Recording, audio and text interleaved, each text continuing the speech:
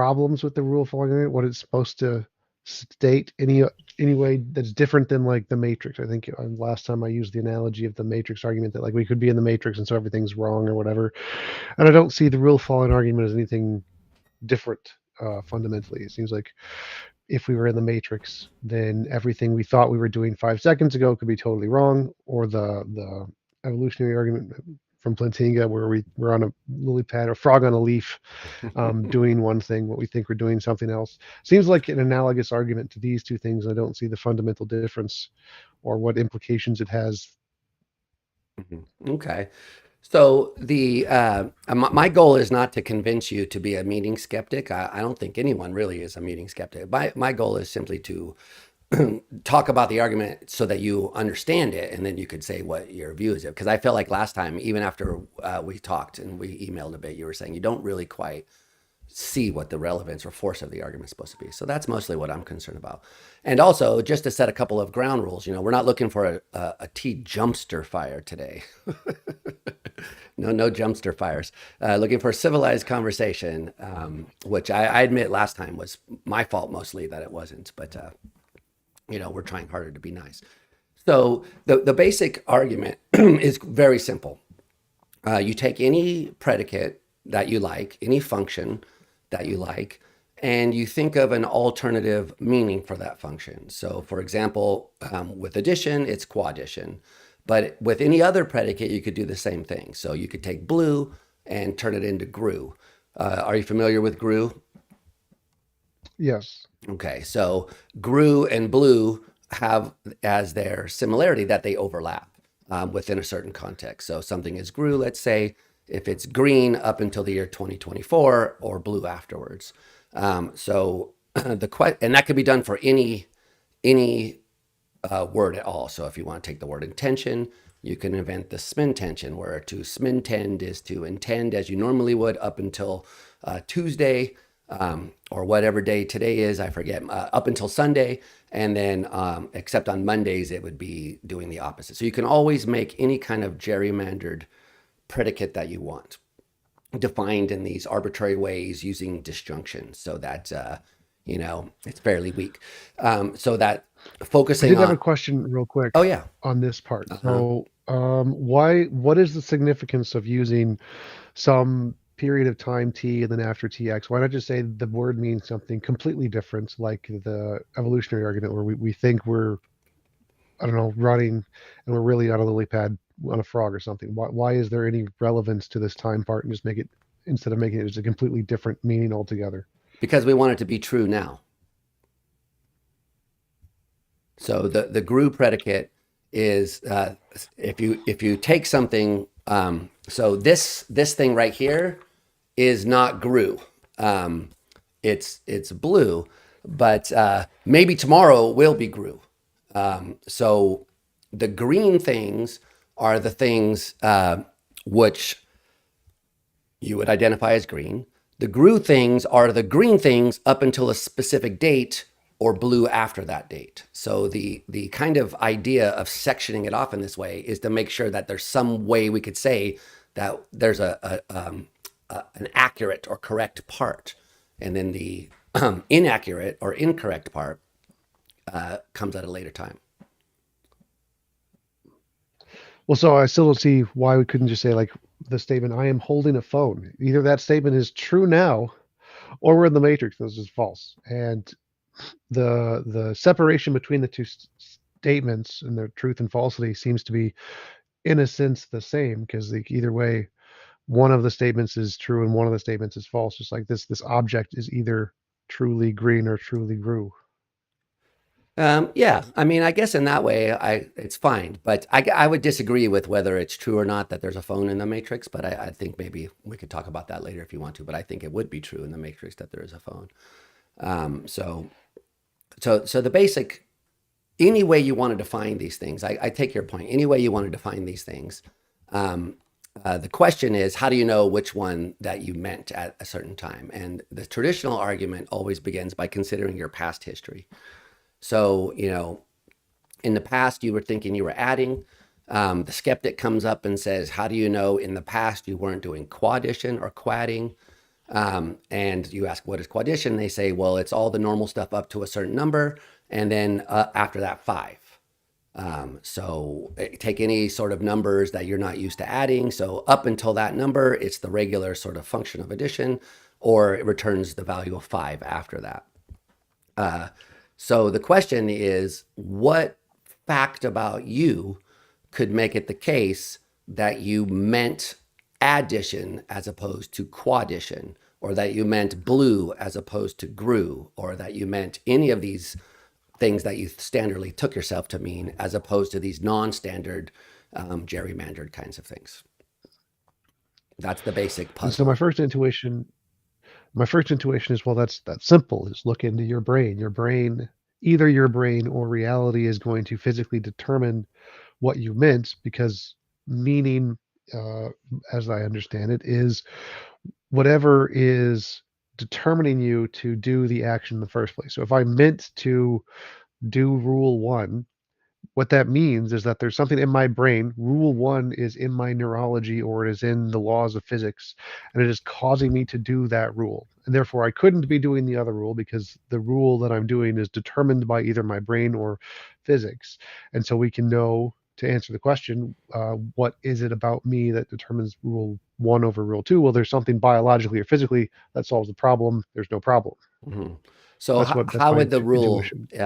determine it in this rule Well, so one like sense of say, written down?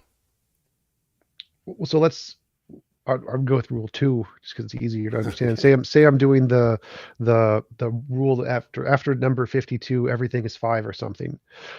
If I'm following that rule and I've still only gotten to like 30 or whatever, there's some part in my brain that once I hit 55, or some part in physics that once I hit 55, the next number will be five, and that has to be written as like a coding program somewhere in my brain.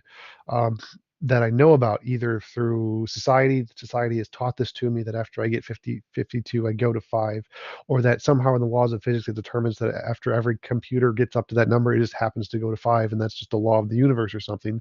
And so it's determined, and it's built into either my brain, knowingly or unknowingly, that it will occur, and that this part of the rule has to be baked into either my brain or physics in order for me to be following that rule. Okay, so the first thing is that I think when I hear you say that, it sounds to me like you're saying maybe two different things. So on the one hand, well, traditionally we wanted to distinguish between what they call skeptical solutions and so-called straight solutions, non-skeptical ones. So non-skeptical solutions try to actually find some meaning constituting fact, something which would make it the case that you meant one versus the other. The skeptical solutions, which is sort of what Kripke proposed in the original Kripkenstein book, always look for a kind of skeptical solution, which is to say, yeah, okay, so it's got to be something about the community, something about the context that you're in. It's merely that you're raised in a certain environment where that you were taught to go on in this way or something like that. But there's no fact of the matter about you independent of the context or the community, which would make it the case. So in other words, this is kind of, like Hume's skeptical solution to the problem of induction or something like that.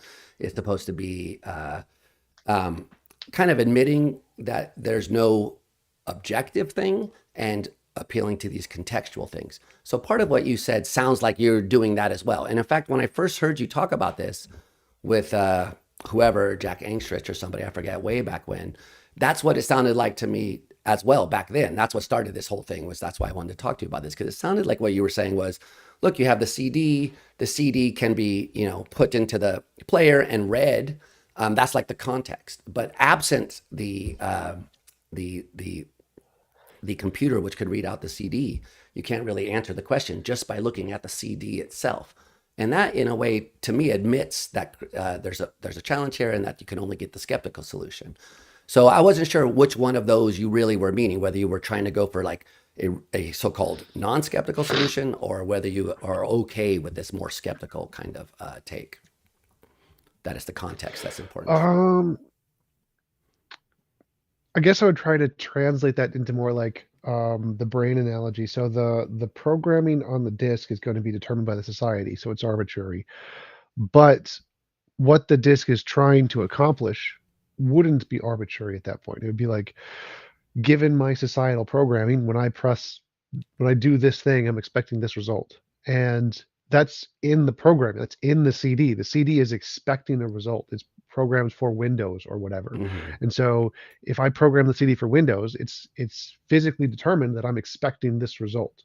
And so I can similarly look at my brain or look at my the laws of physics or whatever and say, um, I'm following this pattern because I've been programmed with this pattern with this expected result, and therefore that answers the question. This is the rule I'm following, and so I wouldn't see a difference there. So I see like there's obviously the societal arbitrary programming that's input into my brain, but then once it gets onto my brain or the CD, there is now a physically fact about me and about the CD, which is programmed in there, that does determine which rule I'm following. Because a CD doesn't know what programming is doing, that obviously, but human brains do. Like when we add numbers, we know we're trying to get to the next number. Like if supposedly we get to 55 and it changes to 5, and the elementary school teachers didn't tell us this, they would have failed at their job. They're supposed to tell us what the next number is.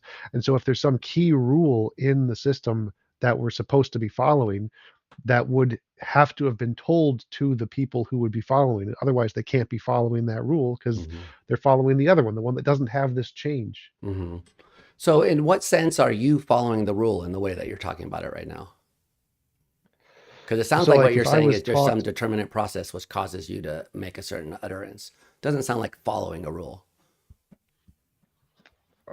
Well, so like I would say if elementary school teacher told me that after you get to 55, she's teaching me addition. She said after you get to 55, every number after that is 5 or whatever. Then I would know this in my brain. And so when I was doing addition, I would be following this rule. I'd be like, okay, 54 or 1, 2, 3, 4. And I'd be like, yes, when I get to 55, I have this knowledge in my brain that it just goes to 5. So I'd be Mm-hmm. following the rule because I know my brain has been programmed to, after I hit that number, go to 5. Just like I could write into a computer, after you get to a certain number, revert to 5. And so we know what rule the computer is following because it's literally programmed right there into the computer. Mm-hmm. Once you get to 55, go to 5. And the same programming exists in my brain because I've been taught that, or the lack of being taught that means I'd be following the alternative rule. And so I could know what rule I'm following the same way I could know what rule the computer is following because it's literally programmed into the computer, do this one, not that one. Mm-hmm. Just so I understand, when you say that you were taught addition in elementary school, what do you think you were taught? What do I think I was taught? Yes. What did they teach you to do? Well, in this analogy, I'm taking it from the perspective of the quaddition. Say I was taught quaddition. Uh-huh. For me to have been taught quaddition, they have to teach me, here is the point where it changes. And so that is a fact that is in my brain that I've been taught to do. And if that fact hasn't been taught to me, then I can't be doing quaddition. Why not? Because I haven't been taught there's a change, therefore I'm following whatever the alternative rule is where there's no change. So how do And we so I'd be know? following that So rule. let's let's say I'm the elementary school teacher and I'm trying to teach you addition. I don't teach you how to add numbers all the way up to alpha naught. Sure. They always stop at some arbitrary point. So maybe the hundreds, maybe the thousands, maybe the hundreds of thousands, but they don't teach you how to add 500,364,926 plus a googolplex. I mean, they just don't teach you that sort of stuff. You're supposed to like carry on in the sort of same way. And it's that carrying on in the same way that if your society expects a certain answer, that's the skeptical solution. To say, well, all we mean by following the rule is doing what other people in your community expect you to do. So that's the kind of solution, that's the skeptical solution. Because it doesn't, so I guess the kind of ground rules of the debate are we're looking for two things. We're looking for something that's going to make it the case that you are doing addition versus quaddition, but also something that in your mind justifies your answer, that you could appeal to and say, look, this is the reason why I carried on in one way versus the other. So in the case of the elementary school teacher, they may be merely teaching you quaddition, but they just never got up to the point where it changes. You know, Lots of times in math, they wait until you get to a higher level of math to introduce some new function, some new way of thinking of things, etc. So, if you ask an elementary school kid about negative numbers, they tend to say, "What are you talking about?" Some of them discovered on their own, perhaps, but they're not taught about that stuff till later. So, how do we know that the elementary school isn't teaching you quaddition, namely the part that is addition up until it changes? So that you would be Well, carrying on so doing what they're doing, but then when you get to a certain point, I mean, the whole skeptical point kind of assumes that your whole past history of adding is consistent with also quadding. And it sounds like what you're saying is you don't think that that part is true. So that's what I'm trying to get at. yeah, I don't think that part is possible. So like in the elementary school example, suppose they're trying to teach me quaddition, they just never got to the point that it gets back to five, Mm-hmm. then I just wouldn't be doing quaddition because they one of the key rules of quaddition they didn't teach me. So I'm not doing quaddition because they haven't taught me the key rule of what makes something quaddition and not quaddition. So I'd be doing the alternative because I'm incorrectly doing quaddition, which therefore would mean I'd correctly be doing not addition or something. So, And so it but seems like oh, I'm sorry. Go ahead. Yeah. so it seems like the determining factor is whoever's doing the programming is going to program me to do one rather than the other, whether they intend to or not. So their intention, I don't think, makes a difference. I'm going to be programmed in such a way that I'm going to follow one of these patterns. And by looking at my programming, I can know which pattern I'm following. So like I think looking at it from a perspective of a computer rather than a person makes it easier. The computer is going to do one or the other. And so we can know which one the computer's going to do either by looking at the programming and say this is exactly what it's going to do, and we can know exactly what's going to happen when it goes to 55, or we can know by looking at the laws of physics that it just determined that when things get to 56 they go to 5 or whatever, and so we can know either way what's going to happen. And so why would we where's the ambiguity when looking at it from the perspective of a computer? We would just look at its programming and know which one, right? So why would that not work in this case for a human by looking at their brain programming in the same sense? So when it comes to computers, we program them. Um, and that's so we input the thing that we want it to be doing. But if a calculator fell from the sky, like and it came from Alpha Centauri or something like that, and we had good reason to believe that it came from Alpha Centauri, then what fact about that calculator would determine whether it's doing quaddition or addition, especially given that calculators are finite devices that will return an error result once you get to too big a number. So what about that thing would make it the case that um, how would you apply this answer to that? Let's look at the programming. I think we could still take a calculator, look at the programming, and then know what it's going to do, when it's going to give the error message, which rules it's following. So yeah, supposedly the Alpha Centauri analogy is meant to show that we can't look at the programming because it's in a different language or something. But Well, it's meant to show since that it's a we don't know what the calculator, program is. sure. And so, but whether or not I think that whether or not we know what the program is seems like a separate question to the first question, which is there a fact about the calculator that we can look at Mm-hmm. to know which rule it's following? I would say yes. If there was a calculator that fell from Alpha Centauri, whether or not we could know it, there is programming in that calculator, and if we could read it, it would tell us for a fact of the matter which one it's following. We'd be able to answer that question. Uh-huh. So I mean, this is brings up the other kind of related point to this, which is that this skeptical argument's also supposed to apply to programming machines, and Kripke kind of uses this as an argument against functionalism to suggest that we can't be implementing some kind of program or something like this because we can't really tell what. So the skeptical challenge is that you can never be sure that the error message that you receive is really telling you what you think it is, as opposed to being part of the computation. So Kripke says, look, if a machine breaks down, then you would say, look, it's broken. But someone who's really clever and really good at designing things may have built that into the design so that the physical breaking might be part of its computing some other function. Sure, I would agree, but I'm still focused on that main question. Is there something about the calculator that we could look at that could tell us which language it's using? And the answer would still seem to be yes. Which thing would it be?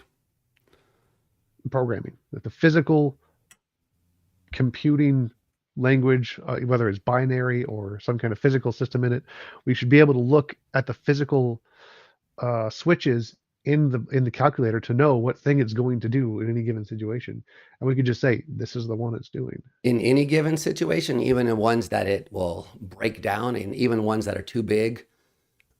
I mean, Yeah, how yes, I think that's if we look at the programming of any calculator, we should be able to know exactly what it's going to do in any given situation at all. that's assuming that you know what the program is. So the question is, so Well, does it? yes.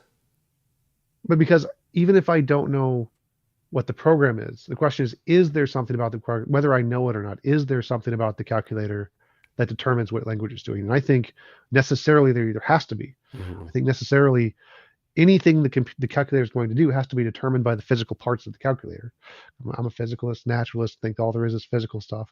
So anything the calculator is going to do is going to be physically determined by the physical parts of the calculator. So the programming is just an analogy to say the physical dominoes that have been set up in the calculator. And so if I know the programming, then I know all of the possible things it could ever do and what it's going to do in any situation. Now, I may not be able to know that, but whether or not I'm able to know that seems to be a separate issue to the question, which is there something about the calculator that will determine which language it's following? And I think the answer is obviously yes, there has to be. It's all physically determined. And so, barring quantum mechanics, random fluctuations, yeah, there's got to be one determined way it's going one way or the other. Uh-huh. But that won't determine, I mean, even if you grant that, which I think there's some a reason you could challenge that, but even if you grant that, it's not going to nail down that it's addition versus quaddition for numbers that it can't calculate. So if you say, here's the calculator, it has internal states X, Y, and Z, and internal states X, Y, and Z transition to states X prime, Z prime, and Y prime, or whatever, and you map all of that stuff out, that still may just be the part of the quaddition function which overlaps with addition. So why think that you could extrapolate from there to things that it isn't able to add and say, well, it would do the same thing then? Well, so I think for it to be doing quaddition, there would have to be programmed into the calculator some kind of transition. Say it couldn't get to 52. It was just too small, didn't have enough binary switches or whatever. In order for it to be doing quaddition, you would have to say there was some programming in there that says if get to 52, go to 5, even if it was impossible for it to do this. Otherwise, it can't be doing quaddition because it doesn't have the rule of quaddition is doing the other one. And so if we gave it more processing power and let it continue, if it didn't already entail this rule once 55 go to 5, then it would do the opposite. It would do the alternative rule, because that rule is programmed into it. And so it seems like unless the alternative rule is already pre-programmed into the calculator, then it must all be following the other one because it's going to be doing the other one Well, necessarily. so why not interpret the error as it doing quaddition at that point? I mean, so it can't return those values for it. So it's always, every calculator is built to just work on some finite set of the number system. Um, and, I mean, abstracting away that we built this program, so we know what program we put into it, that's kind of cheating a little bit. But if you just start like literally from not knowing what the original designer had in mind, then it's sort of question begging to say the original designer had in mind this function as opposed to that function just by looking at what it is able to do. Sure. Oh, I would agree. So I wouldn't, because if we get the error message, that doesn't tell us one way or the other. I would say you'd have to look at the programming and have in the programming, it's going to have to say all of the things it can do. And then you could say, well, it stops at 52 or something. Uh-huh. Well, let's say if we look at the pattern prior to that and continue that pattern, in anywhere in that prior pattern doesn't entail a change. The answer would be presumably no, because it didn't have the processing power. And then you could say there's a quaddition calculator, and then it'd say would entail a change at some point. There would be in programmed, even if it wasn't able to get to the number, it would say at this big number do a change. And so we could look at the programming and know which ones what it's going to do, and so we could know which system it's following. And so it would, even though the intention, I don't really care about the intention of the designer because that doesn't matter because someone could intend to do quaddition and accidentally do addition or whatever. Right. But we could look at the physical system of the calculator and know what it's going to do by saying if it has an exception clause to do something different at some point. Whether or not it reaches that point doesn't make a difference, because if it's not programmed to do an exception, then it won't do the exception. If it is programmed to do the exception, then it will do the exception. And so whether or not there's that exception clause gives us a determining factor to know which system it's following, it seems like. Yeah, but why would the exception clause have to be built in uh, in order for? I mean, so if you're building something that is just supposed to add numbers up to 52, and quaddition kicks in at 55, then why would you build in the exception rule? Because you're just kind of, the designer is just trying to capture a part of it, which is overlaps with the other function. Sure. Well, you build in the exception rule to make sure it's following quaddition. If it didn't do that, it wouldn't be following quaddition. So like if I teach a elementary school kid to add things up and I just don't tell them that once you get to 52 it goes to 5, well then they won't be following quaddition. They know which rule they're following. They're following the not quaddition rule because they aren't including that exception rule that is required to make something quaddition. And so if that exception rule is included in there, if I tell you once you get to 55, do 5, even when they're doing the 1 plus 2 plus 3 to get to 6, they're following quaddition. We know they're following quaddition because they have that rule built in that once you get to 55, go to 5. And so we can know whether or not they're following one rule or the other based on whether or not this exception rule has already been built into their programming. Do you think the non-exception rule is built into regular addition? Um, Maybe. I mean, otherwise, it doesn't seem like you could say that the calculator is really adding if there's nowhere explicitly where it says, like, keep going on forever like this, or there's no exceptions to this, or something like that. And that's not really how addition is programmed into the calculator. Um, because that does sound to me like adding. You can always add. That's something that is taught to kids that it always goes higher. It always goes up to 1. There is always a rule of continuation or continuation rule, and I would assume the same for the calculator. That even though it wasn't overtly programmed in the calculator, because the system doesn't have a stopping point, it's But it in does have a programming. If stopping you point don't, you know. physically, like it can't add numbers higher than a certain value. Oh, sure. So there we get an error message at a certain point, but we can know that if the programming of the system could continue going on binaries, it's like it's 1 1 0 1 0 1 1 1 whatever, and so we can continue the system indefinitely, and so it would follow the same rule as what we tell the kids. It just doesn't stop, even though we didn't overtly say it doesn't stop, because the pattern that's built into the program of the computer doesn't have a stopping point, and so by definition it wouldn't stop. And so it does seem to entail, by looking at the program in the calculator, that the system does continue indefinitely without stopping. There's no exception rule to tell it to stop. Therefore, that would overtly be a rule that it doesn't stop and continues forever, just like telling the kid that it doesn't, it just keeps going. Well, so I mean, it seems to me like there's a little bit of a tension between the two things that you're saying. So on the one hand, what you're saying is if the thing is not built explicitly into it, then you're not doing quaddition. But on the other hand, you're saying it's okay that it's not explicitly built into it to do addition. Well, no, I'm saying it is explicitly built into it to do addition. So in addition, every time you add 1, it continues to go up forever without stopping because there's no exception clause to stop it. Therefore, the pattern from the past will continue into the future indefinitely. And so if there's any change to that, you would need an exception clause. So in version 1, if there's no exception clause, you're doing the pattern, the system that has no changes. It just continues on. And then for any version with an exception clause, you need to add the exception clause for it to be that system. So you think the default is just regular addition? I mean, because the way the Um, calculators are programmed, again, is that they just take some finite, it's like a multiplications table. It's like there's no rule that's embodied by the multiplications table. You just look up the two numbers and you find there the number that's written there, and you write that down as the answer, which is the way people are taught multiplication at an early age, or addition as well. You're not taught some algorithm. You're taught, here's the answer: is 1 + 1 is 2, 1 + 2 is 3, and so forth. So you learn these things in that way. And there's some, like, you could think of an addition table that lists all the numbers and then the product, or the sum of the two, not the product. And that's what's built into the computer. It's a finite state automaton.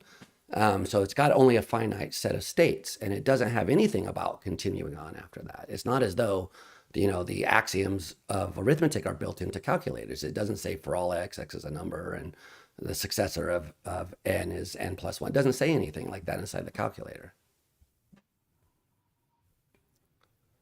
Doesn't it? Because in most programming languages, what we write is just continuation, like 1 + 1 = n or whatever, and just press it and it just goes. It's not like I don't think there's like a table for each of the individual numbers. It just there's a table for like the first 10 and just continues adding them. Well, So I think like go in ahead. Yeah. programming, we do actually do the continuations of the numbers like that, where there's a system that it's supposed to follow. Like binaries is 0, 0, 1, 0, 1, 1, 1, 0, 0, and it just continues that pattern indefinitely until there's an exception rule, which we do include exception rules because we want it to stop before it breaks the computer. So we have exception rules that must be built in order to stop it from going down the system.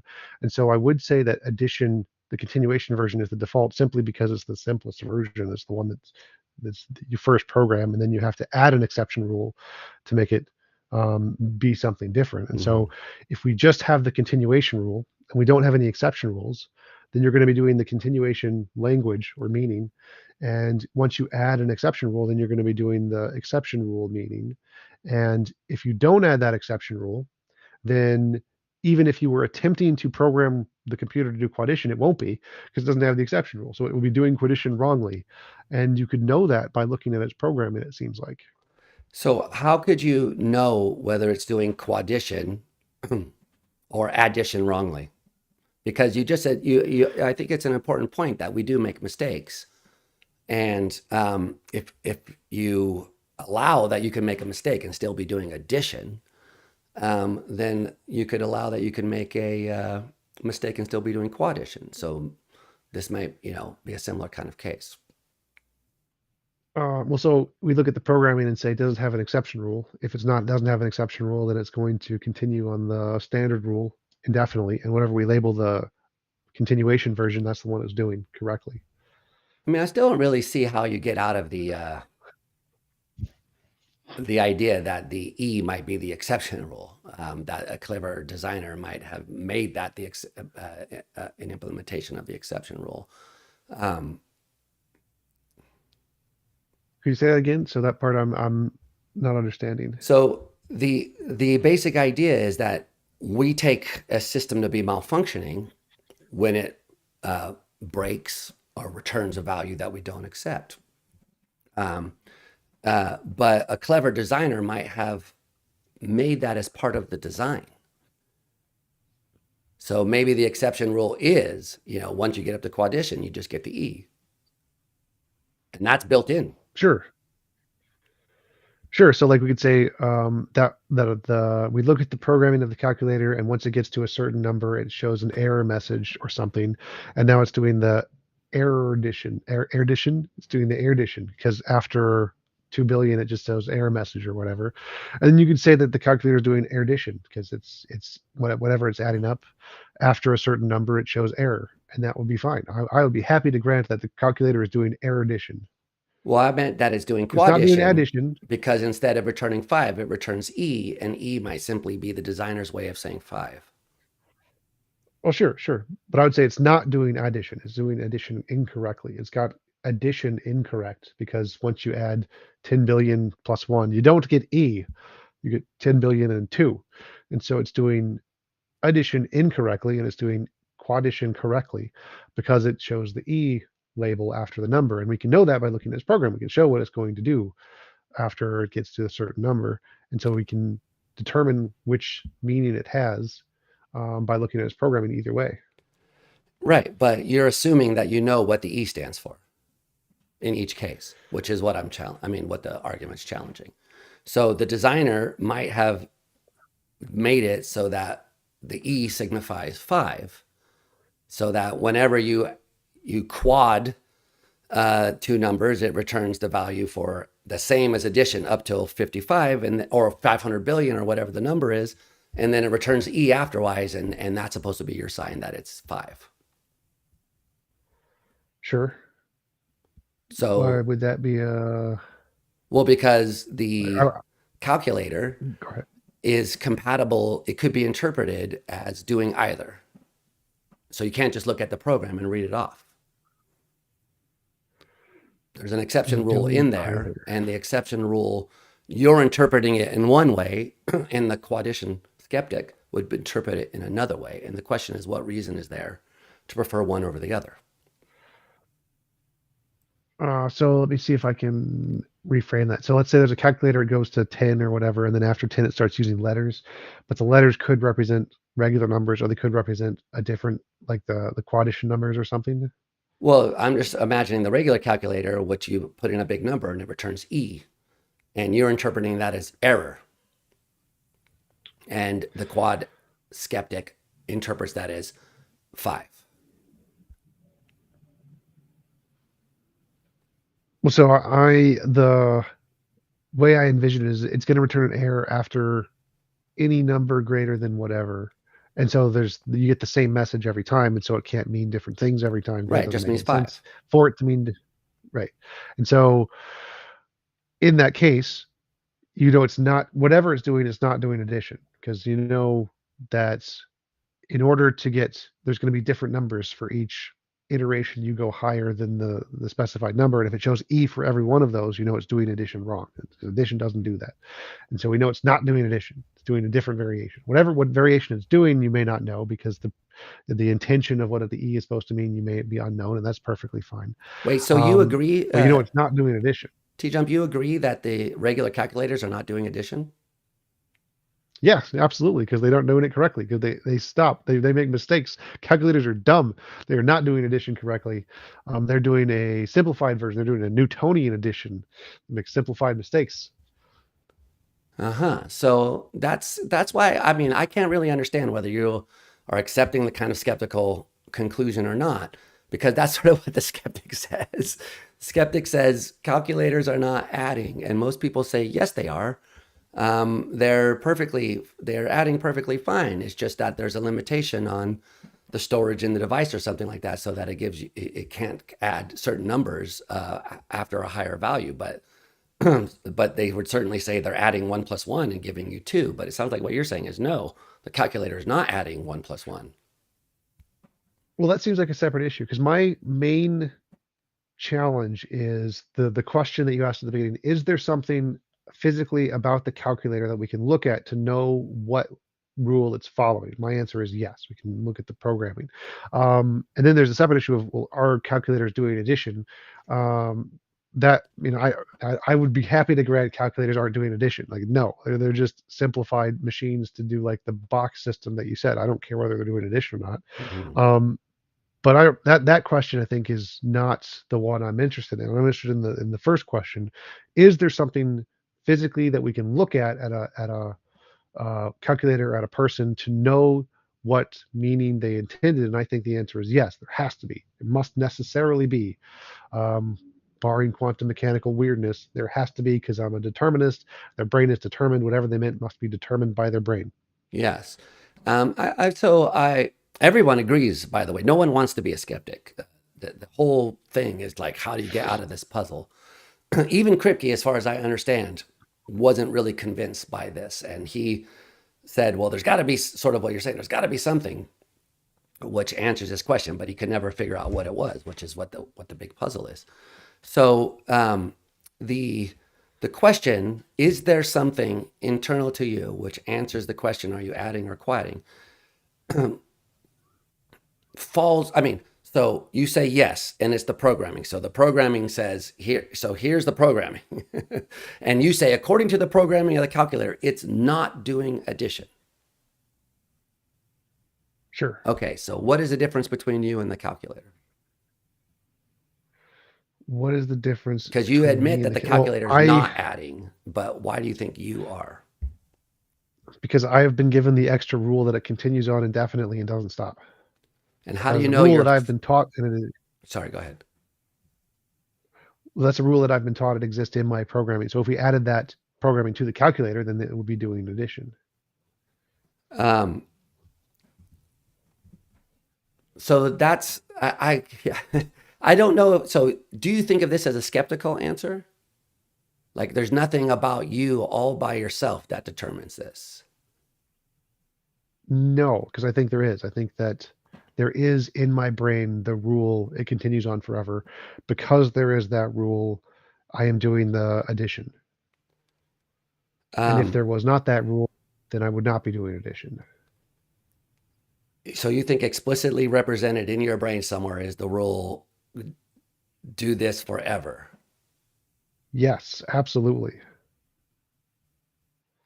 Interesting. Okay. So there's two parts to the challenge. One part is, can you say something that determines whether you're doing one thing or the other? The other thing is, does it justify you in giving your answer? So do you think that that's an important part of the challenge? Because I know you're a normative skeptic, so you might not even care about this stuff. I'm not that part I don't understand. I didn't understand what do you mean by justify? Because I'm just thinking justify true belief. Do you have some kind of something that increases the probability of the belief being true? Yeah, yes, I think so. Do you think that I'm not sure. when you say I know I was adding, that this rule thing that you say is written down in your brain is providing the answer to why you should say one thing versus the other? If I could look into my brain and see the rule, like a list of rule sheets, and know that those were part of my brain, I would say yes. I say here I can see on the fMRI, it gives me a list of bullet points that are programmed in my brain. There it is. I'm justified in believing I'm doing addition. Uh-huh. So you think absent that you're not. Um, yes, if I was unaware of the rules in my brain or what I was programmed to do, I would not be justified in concluding which one I was doing. Okay. So you sounds like you basically agree with Kripke because that's the conclusion of the argument is that there's no way for you to do the thing that you're talking about. You can't look into your brain and see which rules are written there, absent the context, absent the community of which you're a part. But there's nothing inside which radiates addition in this way, independently of what the community expects of you. I probably disagree with that because I think that anything the community teaches you is going to be physically determined by neurons in your brain, just like it's physically determined in a calculator. And so Yeah. if you're doing addition in your brain, that rule that follow this rule infinitely is actually physically somewhere in your brain that if we could read it, you would know. So I think there is something physically there that you could know about. And then the second question, would you be justified in it? I think like obviously I can't look into my brain and see that rule physically exists in there, but I have reasons to believe that it does. And so I would be justified in those reasons, which would then justify me in the position that I'm doing addition. So because of I know how brains work, I know what an fMRI is, I know that beliefs are stored in the physical system in neurons.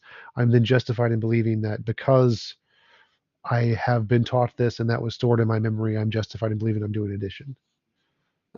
So, huh.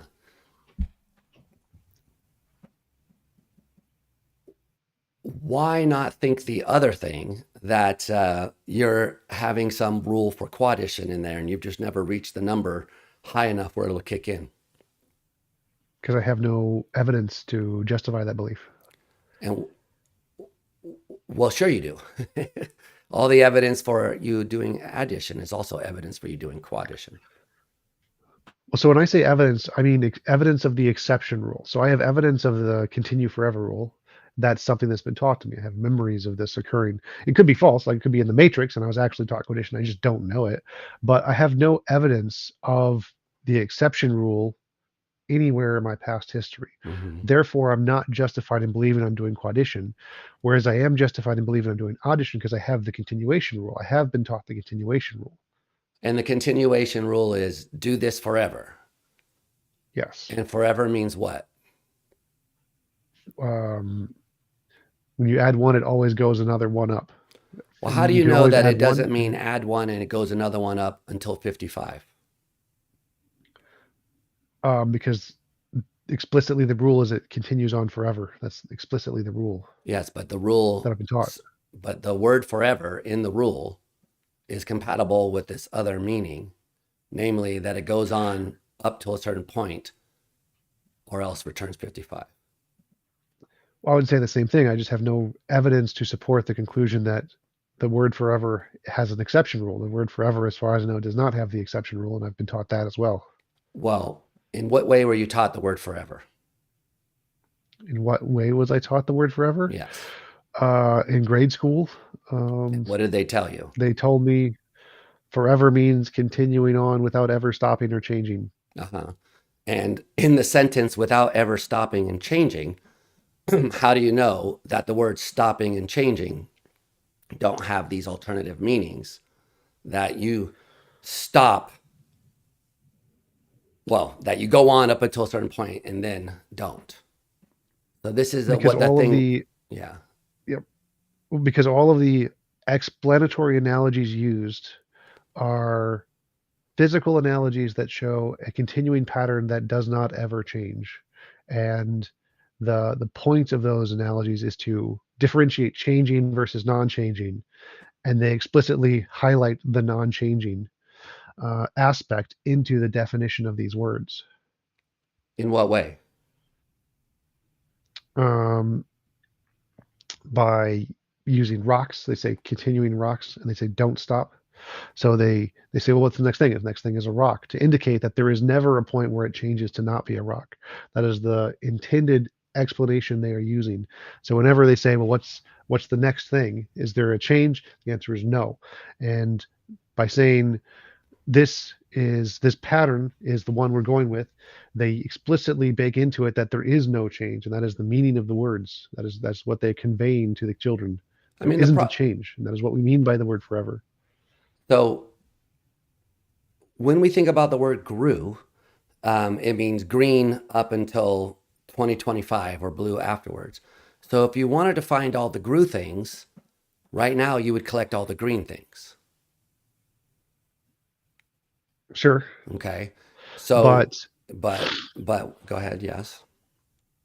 if you were explaining what a green versus a blue thing is to a child, you'd say a green thing is a thing that is green and does not change to blue. And so But is that what at they told time you? a billion, Who told you what? that?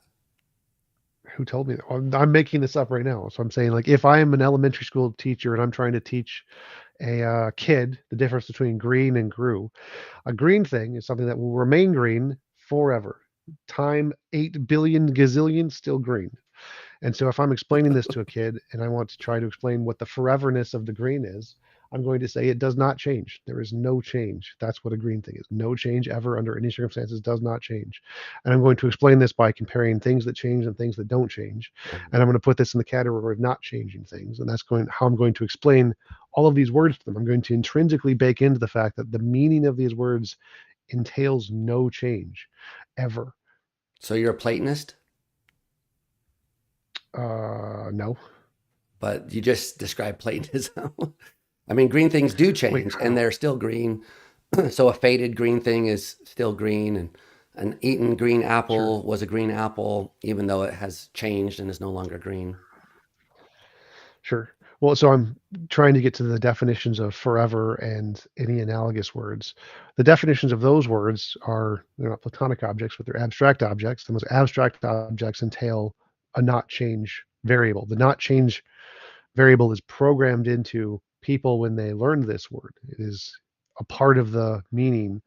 And so we would know which system or which meaning they're using for these words because it's literally baked in. You must be doing this for it to be the meaning intended by these words. Does not change, not change. There's change and not change. This has to be in the not change version, or you're doing not the correct language.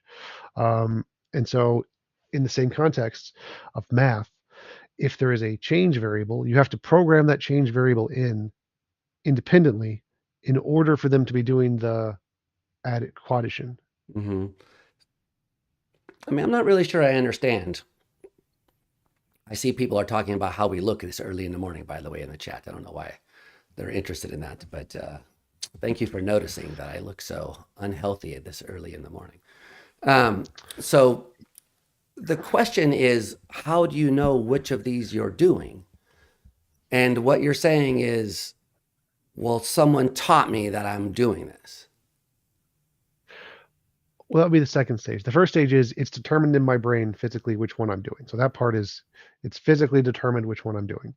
And how am I justified in coming to that conclusion? Well, I have evidence. It may not be strong evidence. It's just something that increases the probability of the proposition being true or whatever. I have these memories of being taught this. Therefore, I have a justification in believing my brain is programmed in such and such way. By the way, whoever's saying that I'm a narcissist is a weirdo because I was talking to the person who said I look sick, not to them. So they seem like a narcissist to me. But anyway, how do Well, you, how do you know they weren't talking about quarcisis? They didn't mean yeah, I quarcisis don't by actually. I narcissist. know. So it's a good point. Um, so the question is like you say, do the same thing forever. And I say, gee, forever, that's a long time. Like forever, forever? And no one can do the same thing forever. Like that's literally impossible. So the rule, it sounds like you're building something into it, which is not physically possible and which is still going to leave open these kinds of puzzles about what's going to happen after the physical system breaks down. Because you will die at some point, your brain will decompose. And we still want to say, well, gee, did you have a rule that said do it forever? Because you can't follow that rule. Well, sure, we couldn't follow the rule, but is that relevant to the question? Yeah, Because the it's the rule question following is argument. there something? It's Well, whether you can the follow the question rule is the whole is question. there? I don't think so. I think the question is there a way to determine which rule you're following? Whether or not you can follow it seems to be a different question. So, like, if there's a rule in my brain, suppose it's possible, brain says continue this pattern forever. If that rule exists, then we should have an answer to the question. It should be yes, there's the rule. And now you're bringing up a second question. Is that rule possible to program? I would say yes. I'd say programming languages do that all the time. We program that in, even though computers can't do it. We program things in to computers they can't do all the time.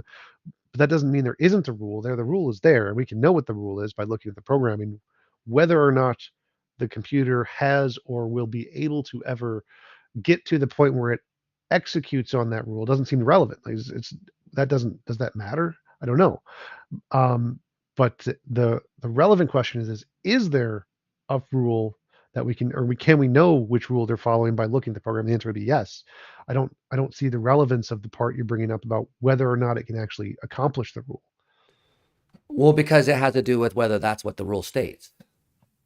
So, like when you say that the rule is written into the system in a certain way, you're assuming that you know what the words in the rule mean and that the system is actually doing that as it unfolds, as its state transitions unfold. So that Oh, I would when, disagree there. I would disagree there because okay. in the analogy of the calculator, we're not looking at the words when we're looking at the program. We're looking at the physical system itself, the physical consequences of the dominoes and the ones and zeros. And so that's the part I'm saying is what's doing the determining, not the words. Like the words don't mean anything. It's what those words cause in the physical system or the physical representation of those words that's doing the determining. So we can look at the physical um, determined system the way it's going to fall like dominoes to know which system is or which rules are built into there, and we can build a series of dominoes that can represent continues on forever in a meaningful way. That would be my argument. And if that is possible, then there is a rule built into the calculator that we can find to know which one it's following. So, I mean, I don't see, okay, so you have the rule says, uh, well, you say the rule determines a certain pattern of things. And then you also say that rule determines that that pattern will like continue indefinitely. So where's that Yes. part of it? You said we're not looking at the words, we're looking at its consequences. The consequences are finite. Well, no, not the So consequence. So I'd say there's two parts that are built into the physical system of the calculator. One is that there's a pattern, 1 + 1 = 2 or whatever, or 1 0 1 0 whatever. And then there's another part that is another physical system that says this pattern must not stop.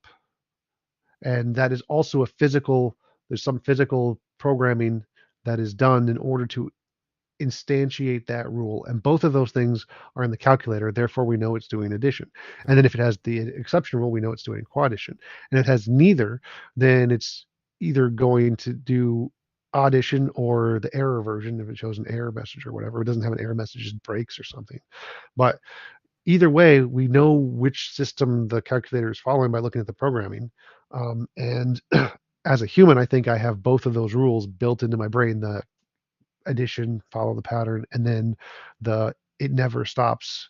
And both of those are physically determined parts of my neurology, which I can look at if I could look at them. Mm-hmm. And therefore, that answers the question: um, is there a part of me that determines? The answer is yes.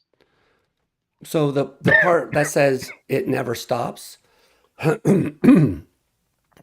is contradictory with the actual performance of the machine because it does stop. So Sure, that opens up 100%. the interpretation of that rule in lines with the quaddition. That namely, the never stop part is basically meaning up until a certain point and then stop. Because it does stop. So So you can't say that it sure. will go on forever because it doesn't. What you could say is there's something written down that says continue until it doesn't, until you don't anymore, until you get to the part where it breaks down. So that it's still the system is interpretable in either way. Well, that's the part where at the beginning of the analogy I said it's either determined by the brain or by the laws of physics. Now, obviously, the laws of physics are going to determine when the calculator breaks down. But it, if it never broke down, we could say what rule, we could know what it's going to do by looking at the rules. And Granted, but we so can't. either it's, So the whole idea of the that someone clever enough who knew the laws of physics would know at what point this thing would break down and might have built that in so that it stops at the quaddition point. That might be exactly their intention. well, that would be a part of the programming. That would be a thing we would know. And Yes, so and we it's could then exactly answer the the question. same as the regular thing you're pointing out.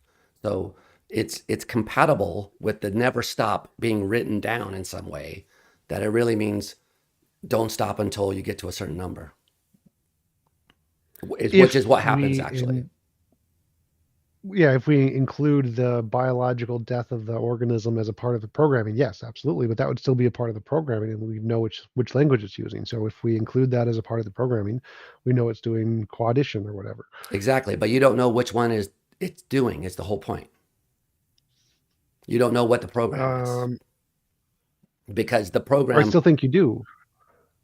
How though? So like in the case of the system of the brain operating, doing some intended goal of addition or whatever, it doesn't have the intended goal to stop at death. That is not. I'm not adding to know that. Well, when I die, that is where the just stops and goes to error message or whatever. But how do you know And that that? is not a rule that's been programmed into me because I wasn't taught that in elementary school. And so But it might be when a. I'm doing addition, So do you? Let me ask you this. Um, do you think that if you never went to elementary school, you wouldn't know what addition is? possibly. Okay. So you'd be mystified by one plus one by having an object and another object and then saying there's two of them there. That would totally mystify you if you hadn't been to elementary Well, school. no, I don't. I don't think I'd have a language or a system to describe those things. But if you Probably. said ugh and chug is blug or whatever words you came up with, you don't think that these are kind of, you know, things that you might get outside of school? Sure, I think animals can do some form of addition, something. Sure. Do so okay. There you go. Um, whether you called it addition or not is not really the point. The point is whether you're doing that function, whether you're implementing a certain function. Yeah. There's a function called addition. There's another function called quaddition. In fact, there's infinite functions. Um, that you can just write them down, and that's perfectly fine. So, how do you know that your biological death isn't part of the programming, which determines which function you're performing? That wasn't what you were taught in school, sure, but the Um. teachers might not know what they're saying.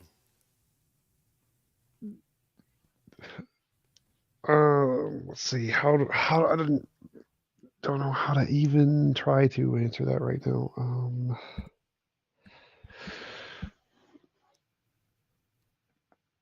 because that would entail that every organism would have a different system based off of its time of death, essentially. Um, Yes, doesn't make that's a sense. huge, that's the skeptic.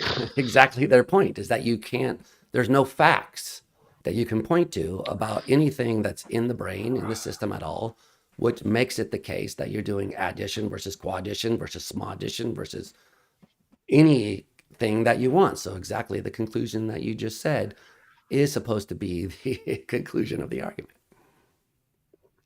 I don't see the how that can be meaningfully translated as analogous to the programming, like based on what we mean by a program or rule or whatever.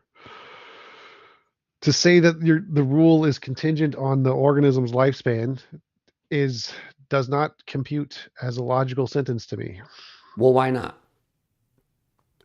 Um, because of what rules are seem to be some kind of a pattern that can be described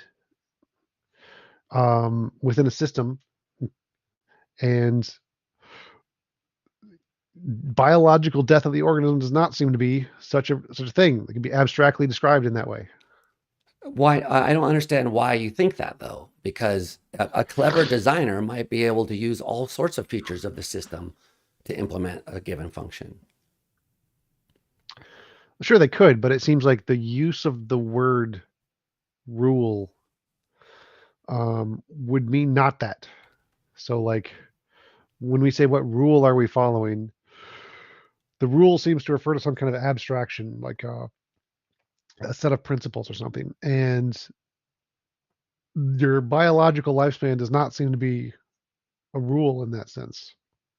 Well, it might be part of the implementation of a rule. So the biological lifespan isn't itself a rule, but it might be the way that a clever designer chose to implement a certain rule.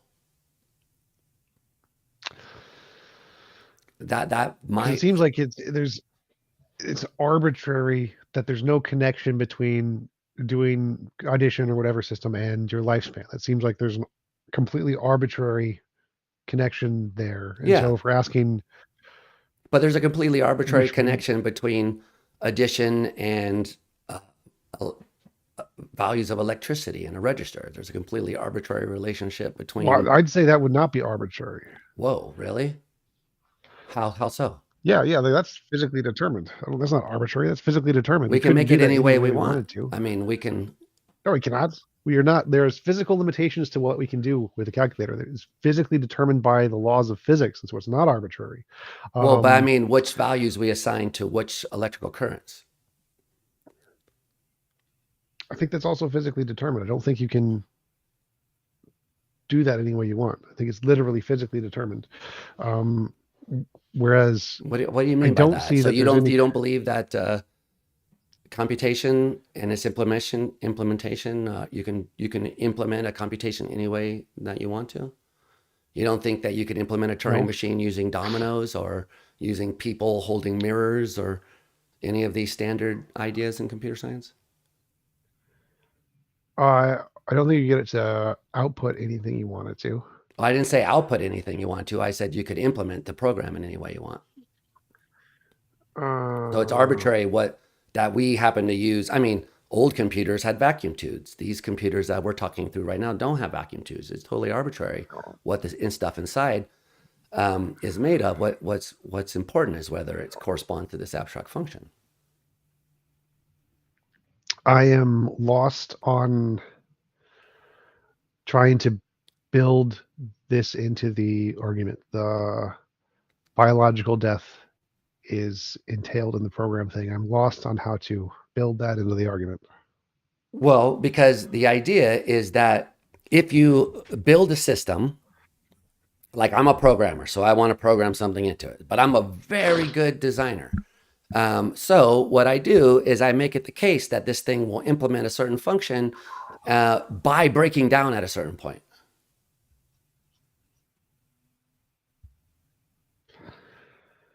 Sure. Okay, so I make it so that it implements the quaddition function by returning the values that would agree with addition up into some value n, and then breaking down at some point where the quaddition kicks in.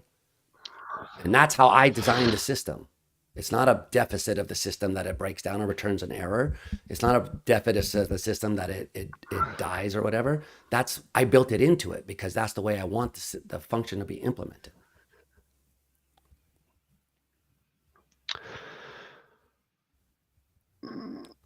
So like I keep going back to thinking what I'm doing addition. I have some conscious intention of doing stuff, and then my biological death seems to be a completely separate, unrelated thing. Of course, it seems to you that way. You didn't design Um, the system. The question is, how do you know? Like, what rules out that this isn't a part of the implementation of this other function?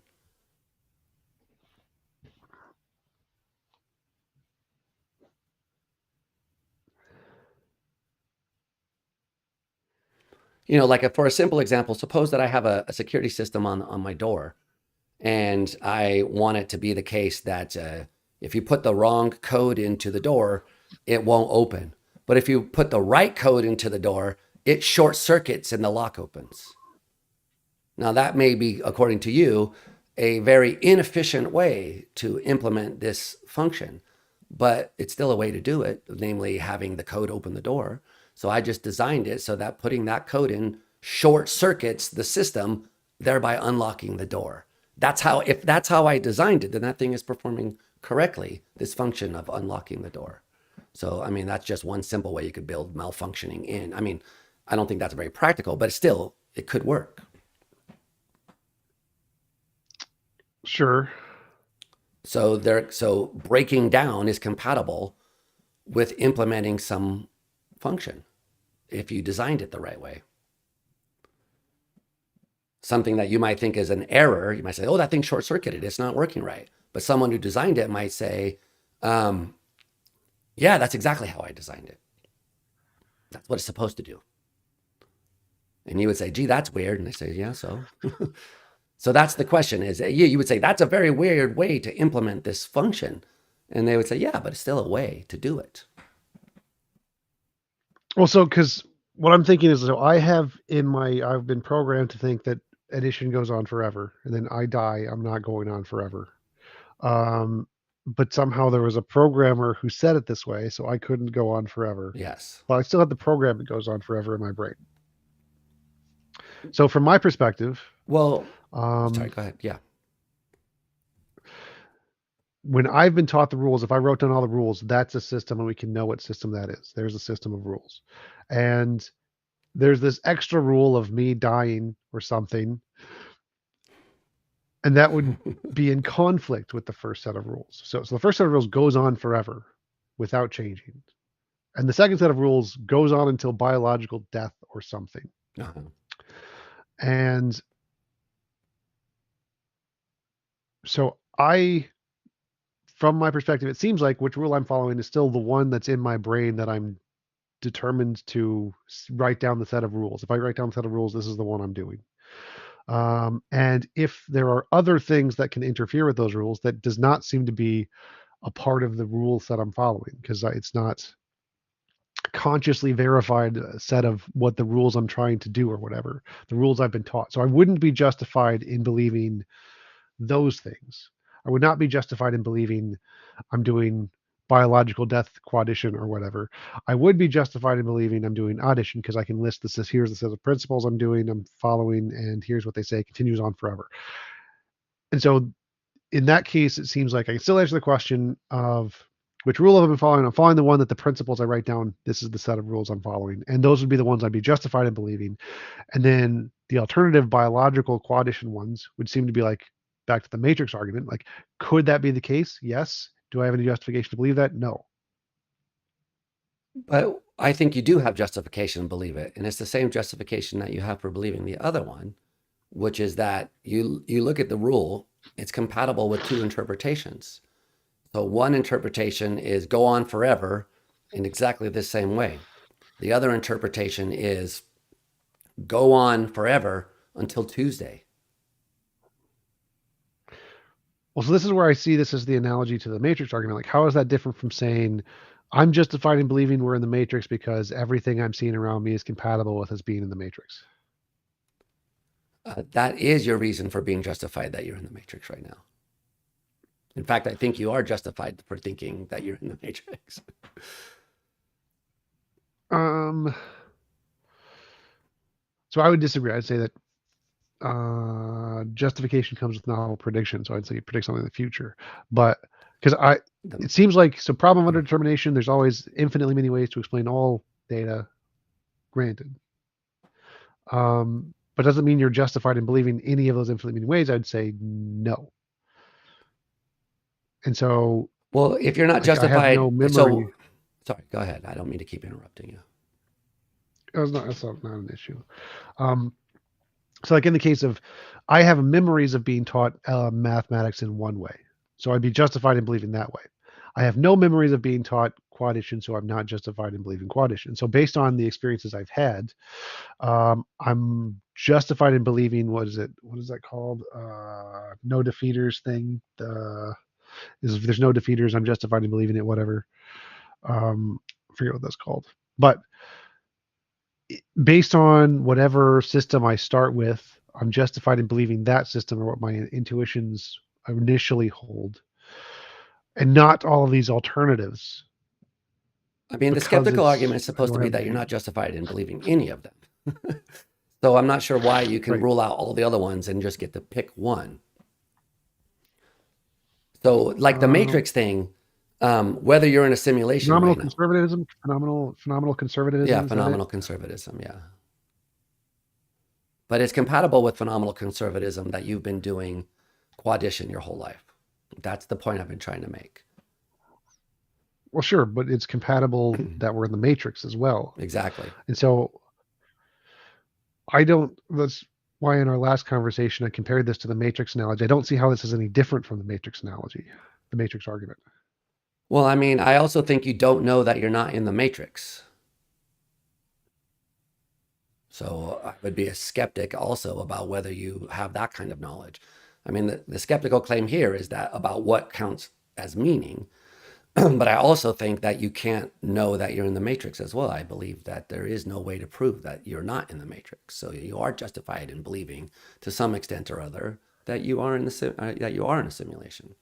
And contrary to these very confident assertions in the chat, there is no way for you to know that you are in the matrix. Like how would you rule that out?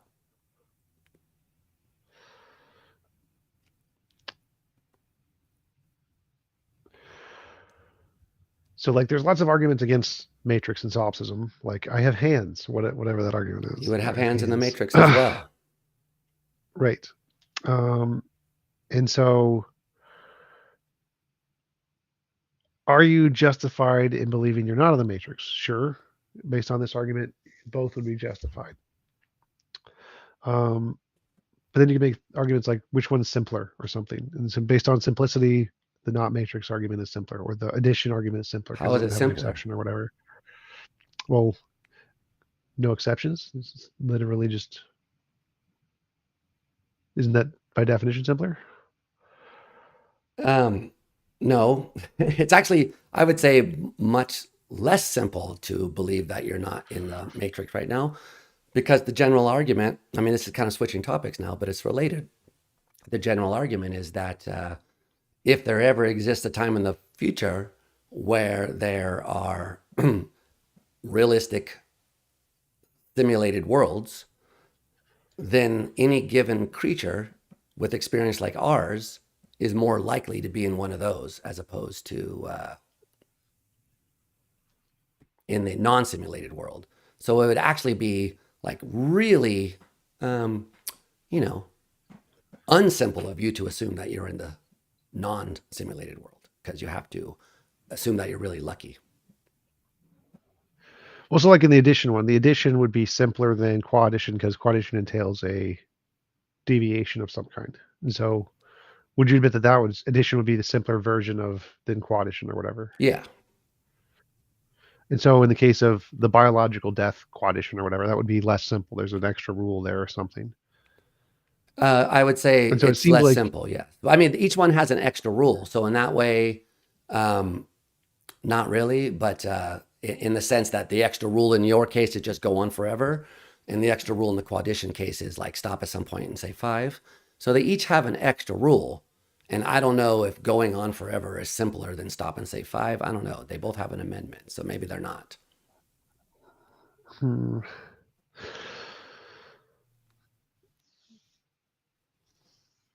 But yeah, so I see the conversation at two levels. One is like the pragmatic justification level, below the matrix level, and then there's the metaphysics level of are we at the matrix level? And when answering the question from the pragmatic level, I can look at the brain and say brain's programmed to do this. And based off of what the brain's programmed to do, you can tell what rule it is. And then you can say, well, maybe the biological programming of the brain to die at some point is entailed in the programming or something. But Yes. that seems so um, beyond, it's incomprehensible to me, I guess would be the right word. And because it's incomprehensible to me, uh, I can't, I'm not justified in believing that that's justified. I'm not sure why it's Whereas I, incomprehensible. I mean, it's, you about the calculator that returned the E, you agreed that that could be an indication that it was following some other program. In fact, you did say that. So the E error is similar to the biological to breaking down in some way.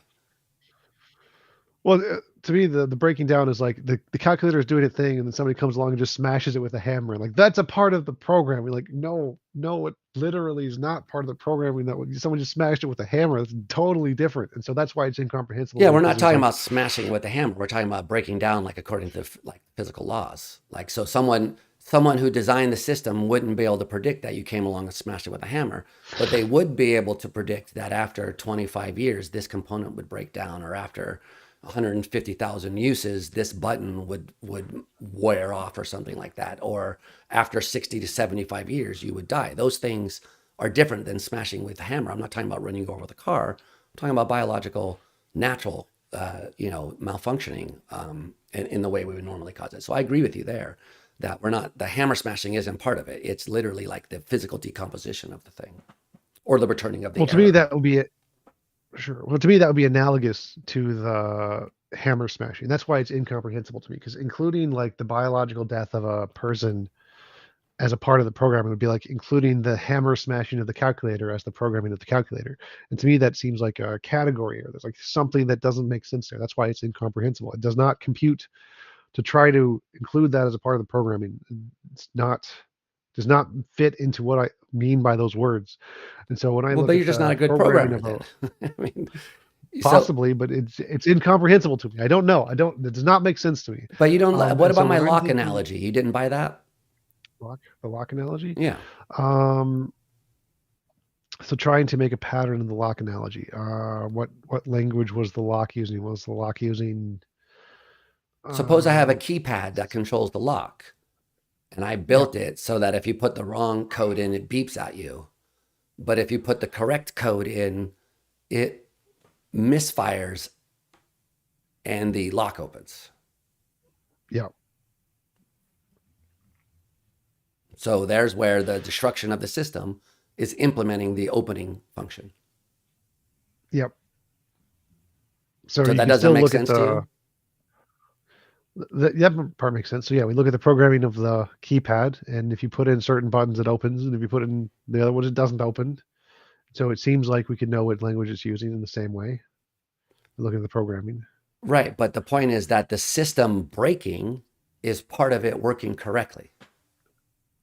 So that does make sense, is the kind of All point. right. So like in that one, you're doing the pattern, and then the pattern causes some kind of interaction, like it opens either by breaking or not breaking. And so if that fit into like the biological death, if counting to a certain number causes everyone to die or something, maybe that would fit the It analogy, I does. guess. It does. I mean, start counting now, and then when you die, there's the number. Counting, Well, you will never be able. It's just that's the way it works.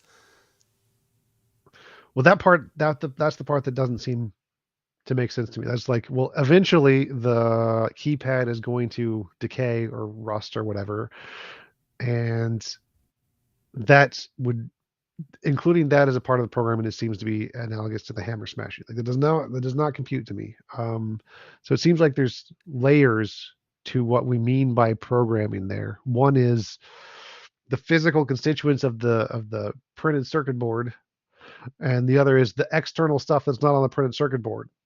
Right. And so when I'm talking about programming, I want to limit it to the some kind of, I don't know, governing system within the object, the PCB or the brain, and only the the principles or the whatever bullet point principles of what it's trying to accomplish count as programming. Its physical limitations in the world don't seem to count as programming to me. Um, But the and I physical don't see why that would be limitations aren't unjustified. programming. The question is, could a clever designer who knew about the physical limitations use those physical limitations as a way of implementing the program? Sure, And the but the answer question seems is, would I obviously be? yes.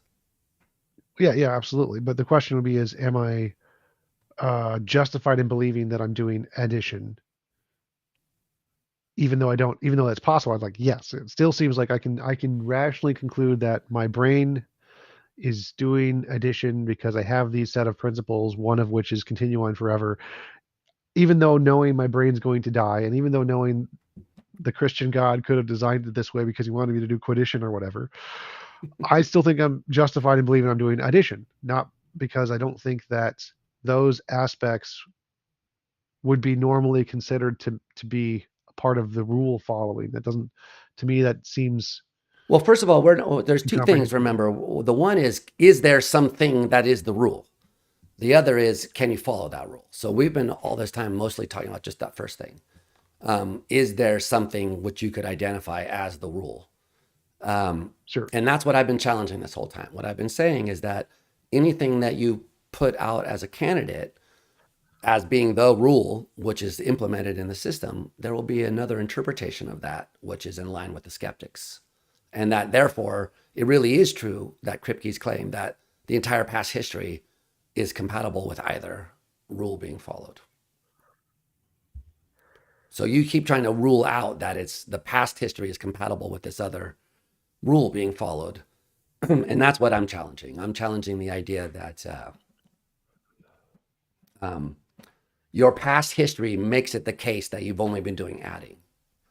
Because the whole argument starts with the questioning of that and saying, well, no, in fact, you were wrong. The entire time in the past when you thought you were giving the right answers in your school, you're giving the wrong answers.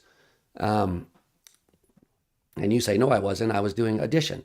And I say, how do you know? And then you say, okay, well, because there's something in there that says go on forever. And then you just reinterpret that and say, well, go on forever or stop on Tuesday or go on until the system breaks down, etc.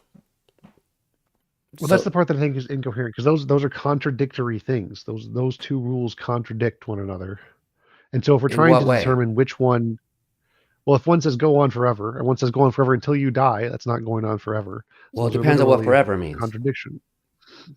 Well, sure. So um, if we take the general understood meaning of the words, they would be a contradiction. Yeah, but the whole And question so is if whether I'm you can trying have that. to, well, yes, but so here's the part where I'm getting stuck. I'm trying to determine when I'm saying I'm following a rule, what are the things we are allowed to say are built as a part of that rule?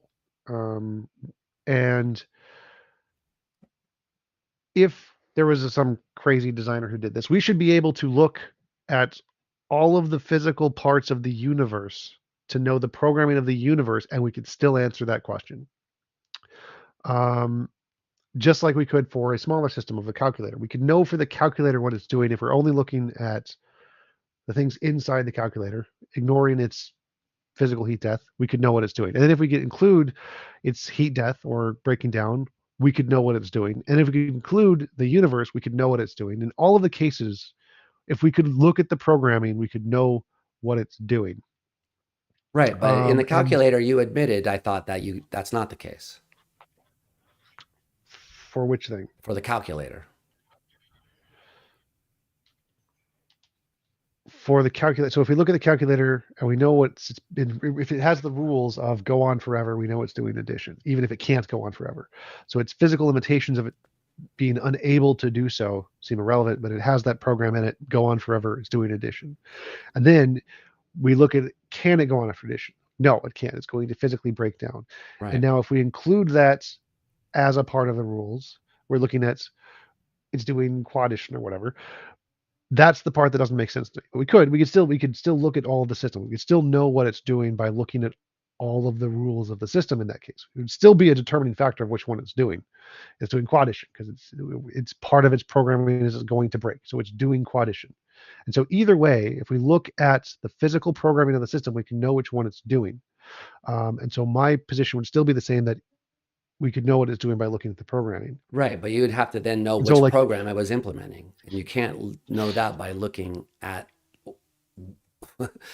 what it does. right, I right. You can't agree that if you looking knew the program, then the puzzle would be solved. The whole puzzle is how do you know which program it's following? All right. So the first thing I agree with the part that we can't know which program it's doing just by looking at the output. That part I agree with. That one's easy. Okay.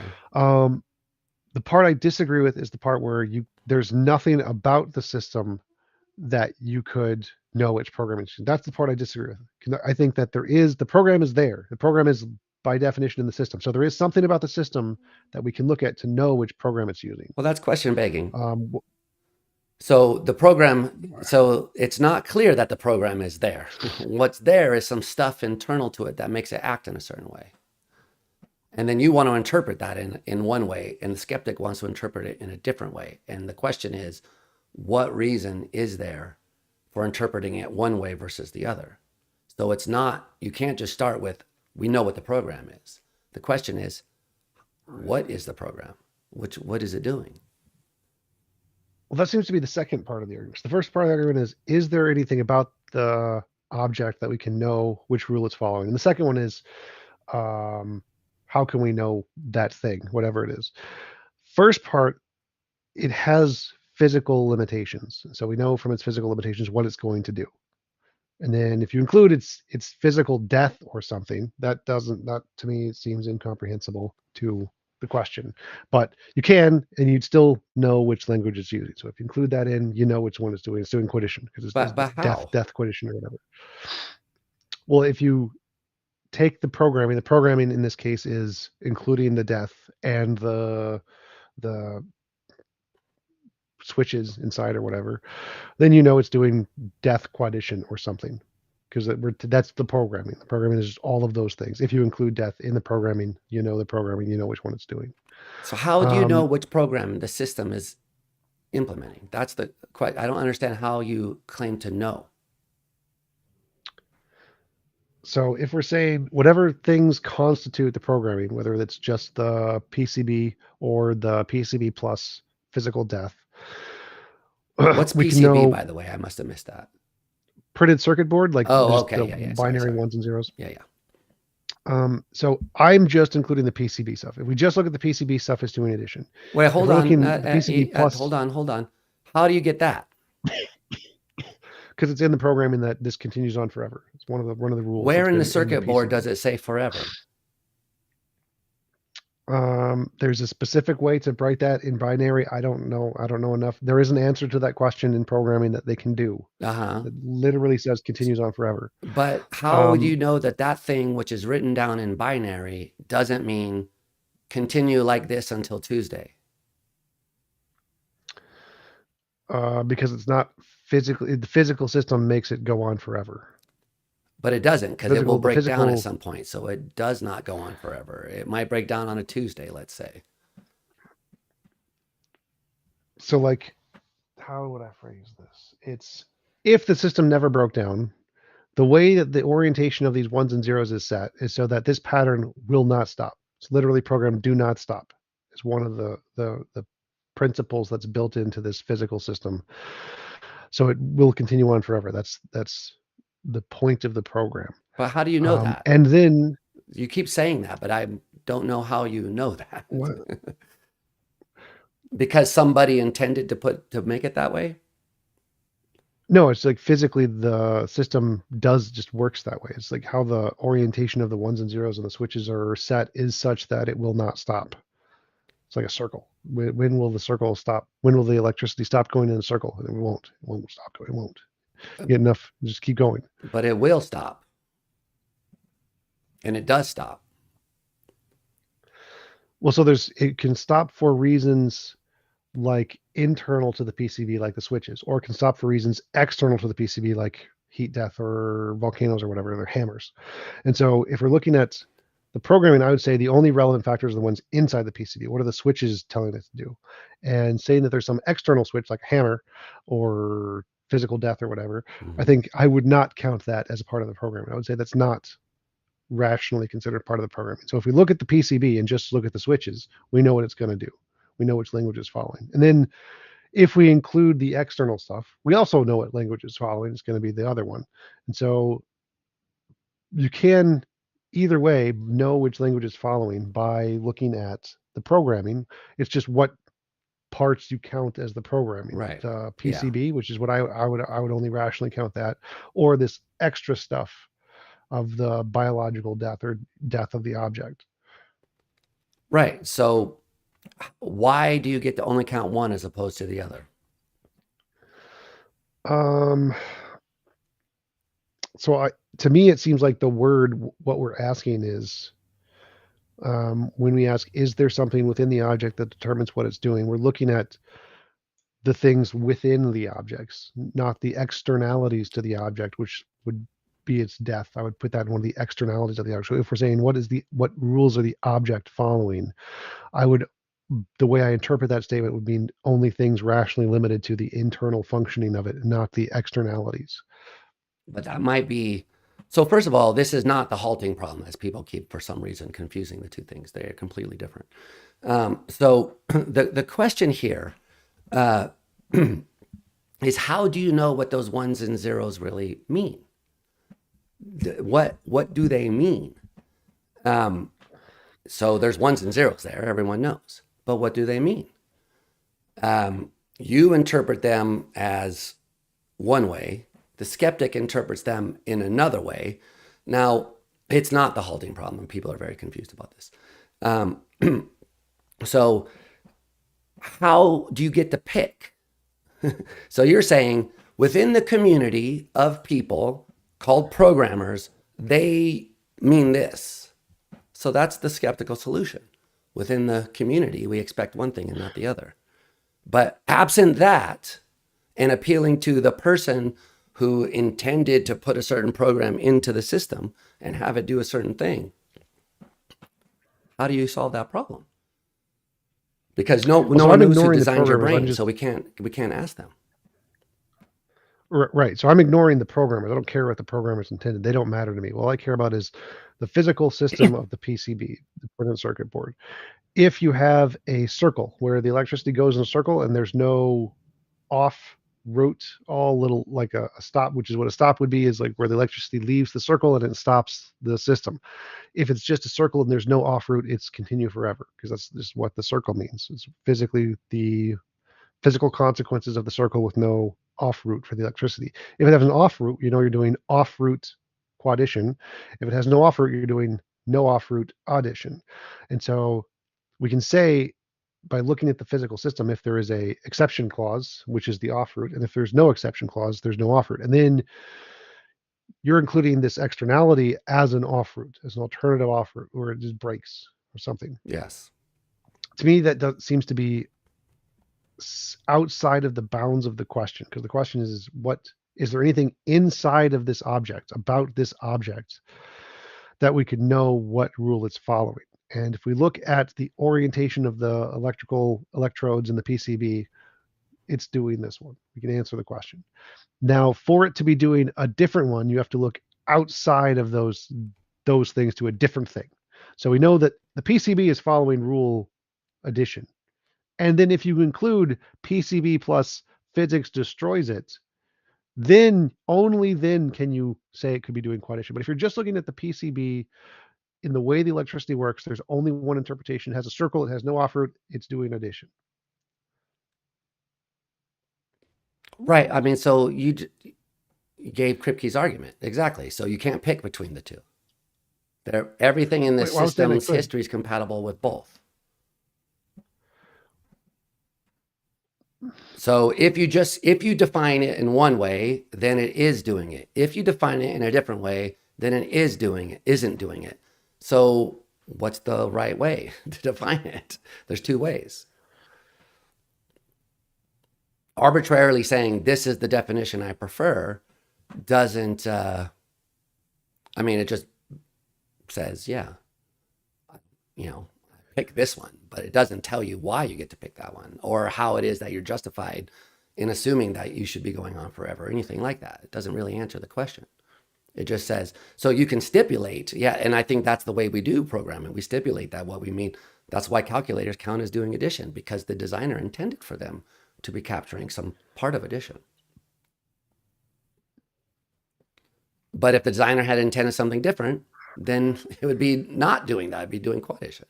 So it comes down to who built it and what do they have in mind. You can't just look at the circuit board and know.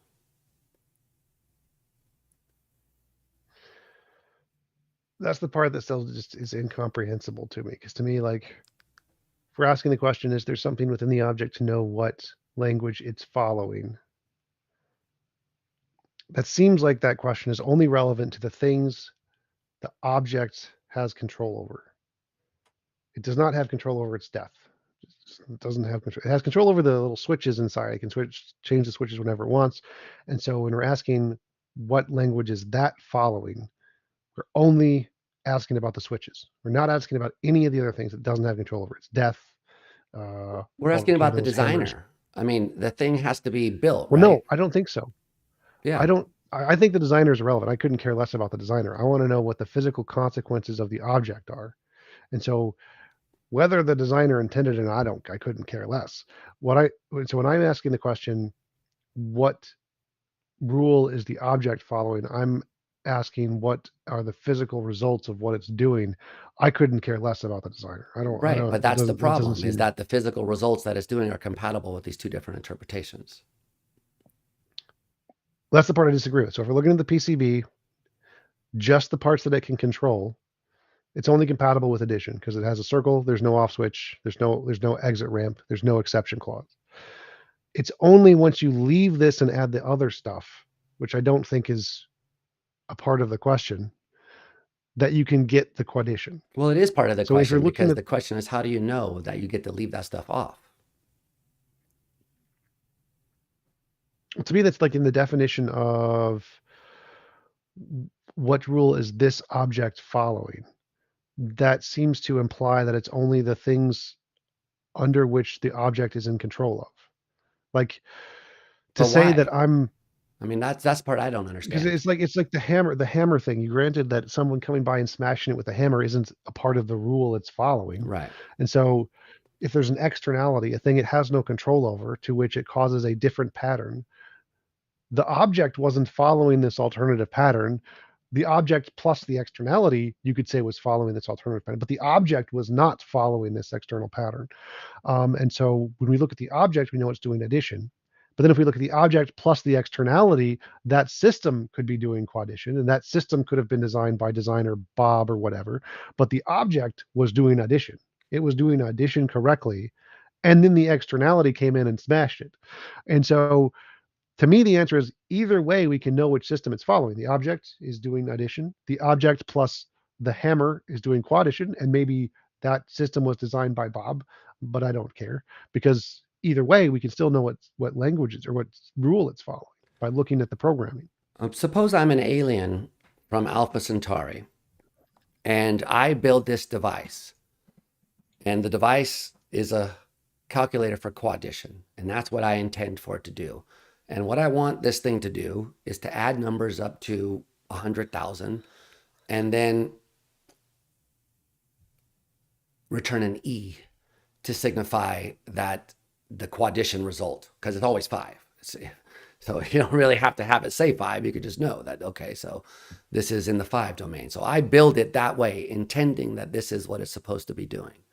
I then ship it to Earth and you find it. And you say, this thing is adding. And I come to Earth and say, no, I'm wrong.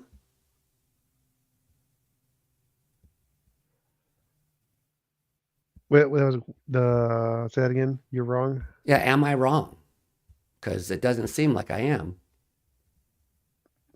I being the person with the calculator, or I being the alien from Alpha Centauri. So What are you suppose talking about? I ship the calculator, I address it to TomJump, care of Church of the Everlasting Help Everyone. What is your church again? I forget. The best possible Church of world. the Best Possible Yes, Worlds. exactly. The best possible world is one where they do addition, obviously. So I ship it to you. You open it up. You look at this calculator and you start putting numbers in it. And you get all the numbers you expect, except for at some point it returns an E. Then you say, this thing is doing addition.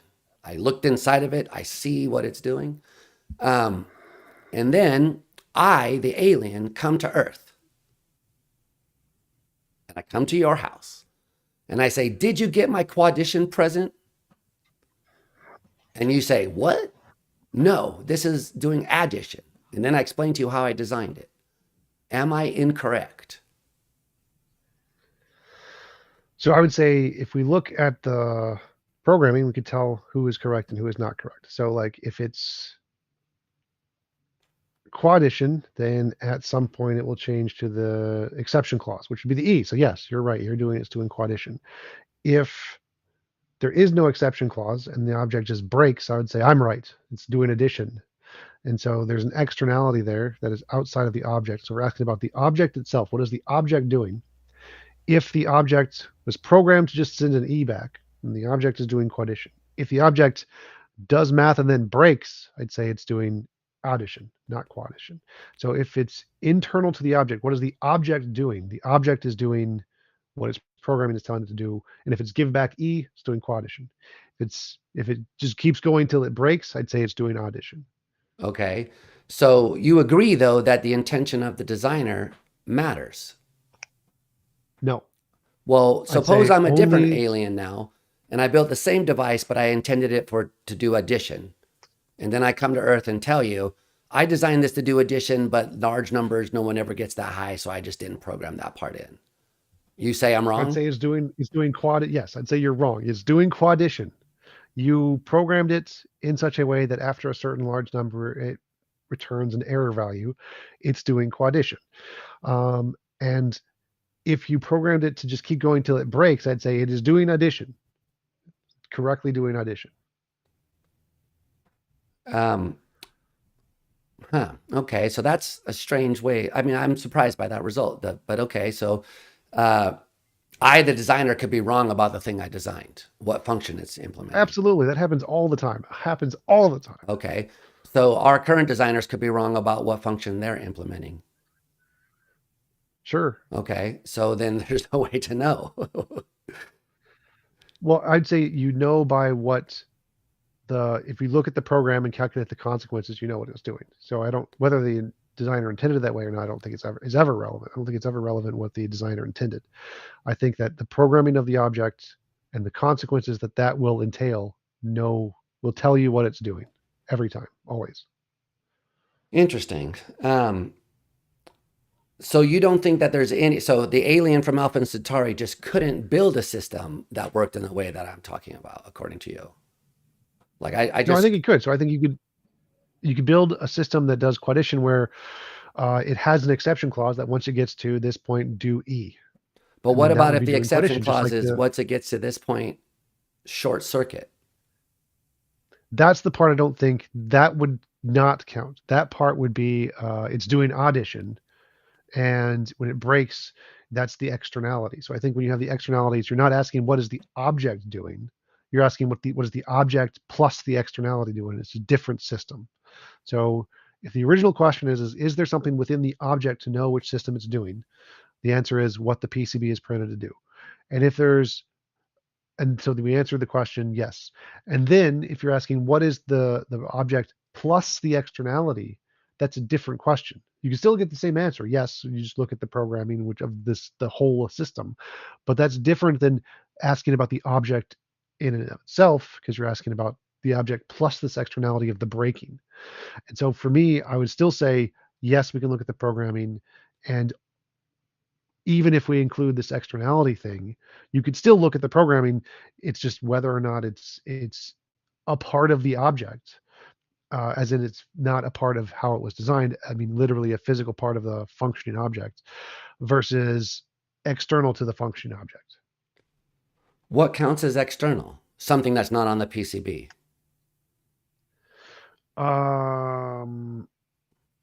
Yeah, something that the PCB doesn't control. Uh-huh. In what sense of control are we invoking here? Um,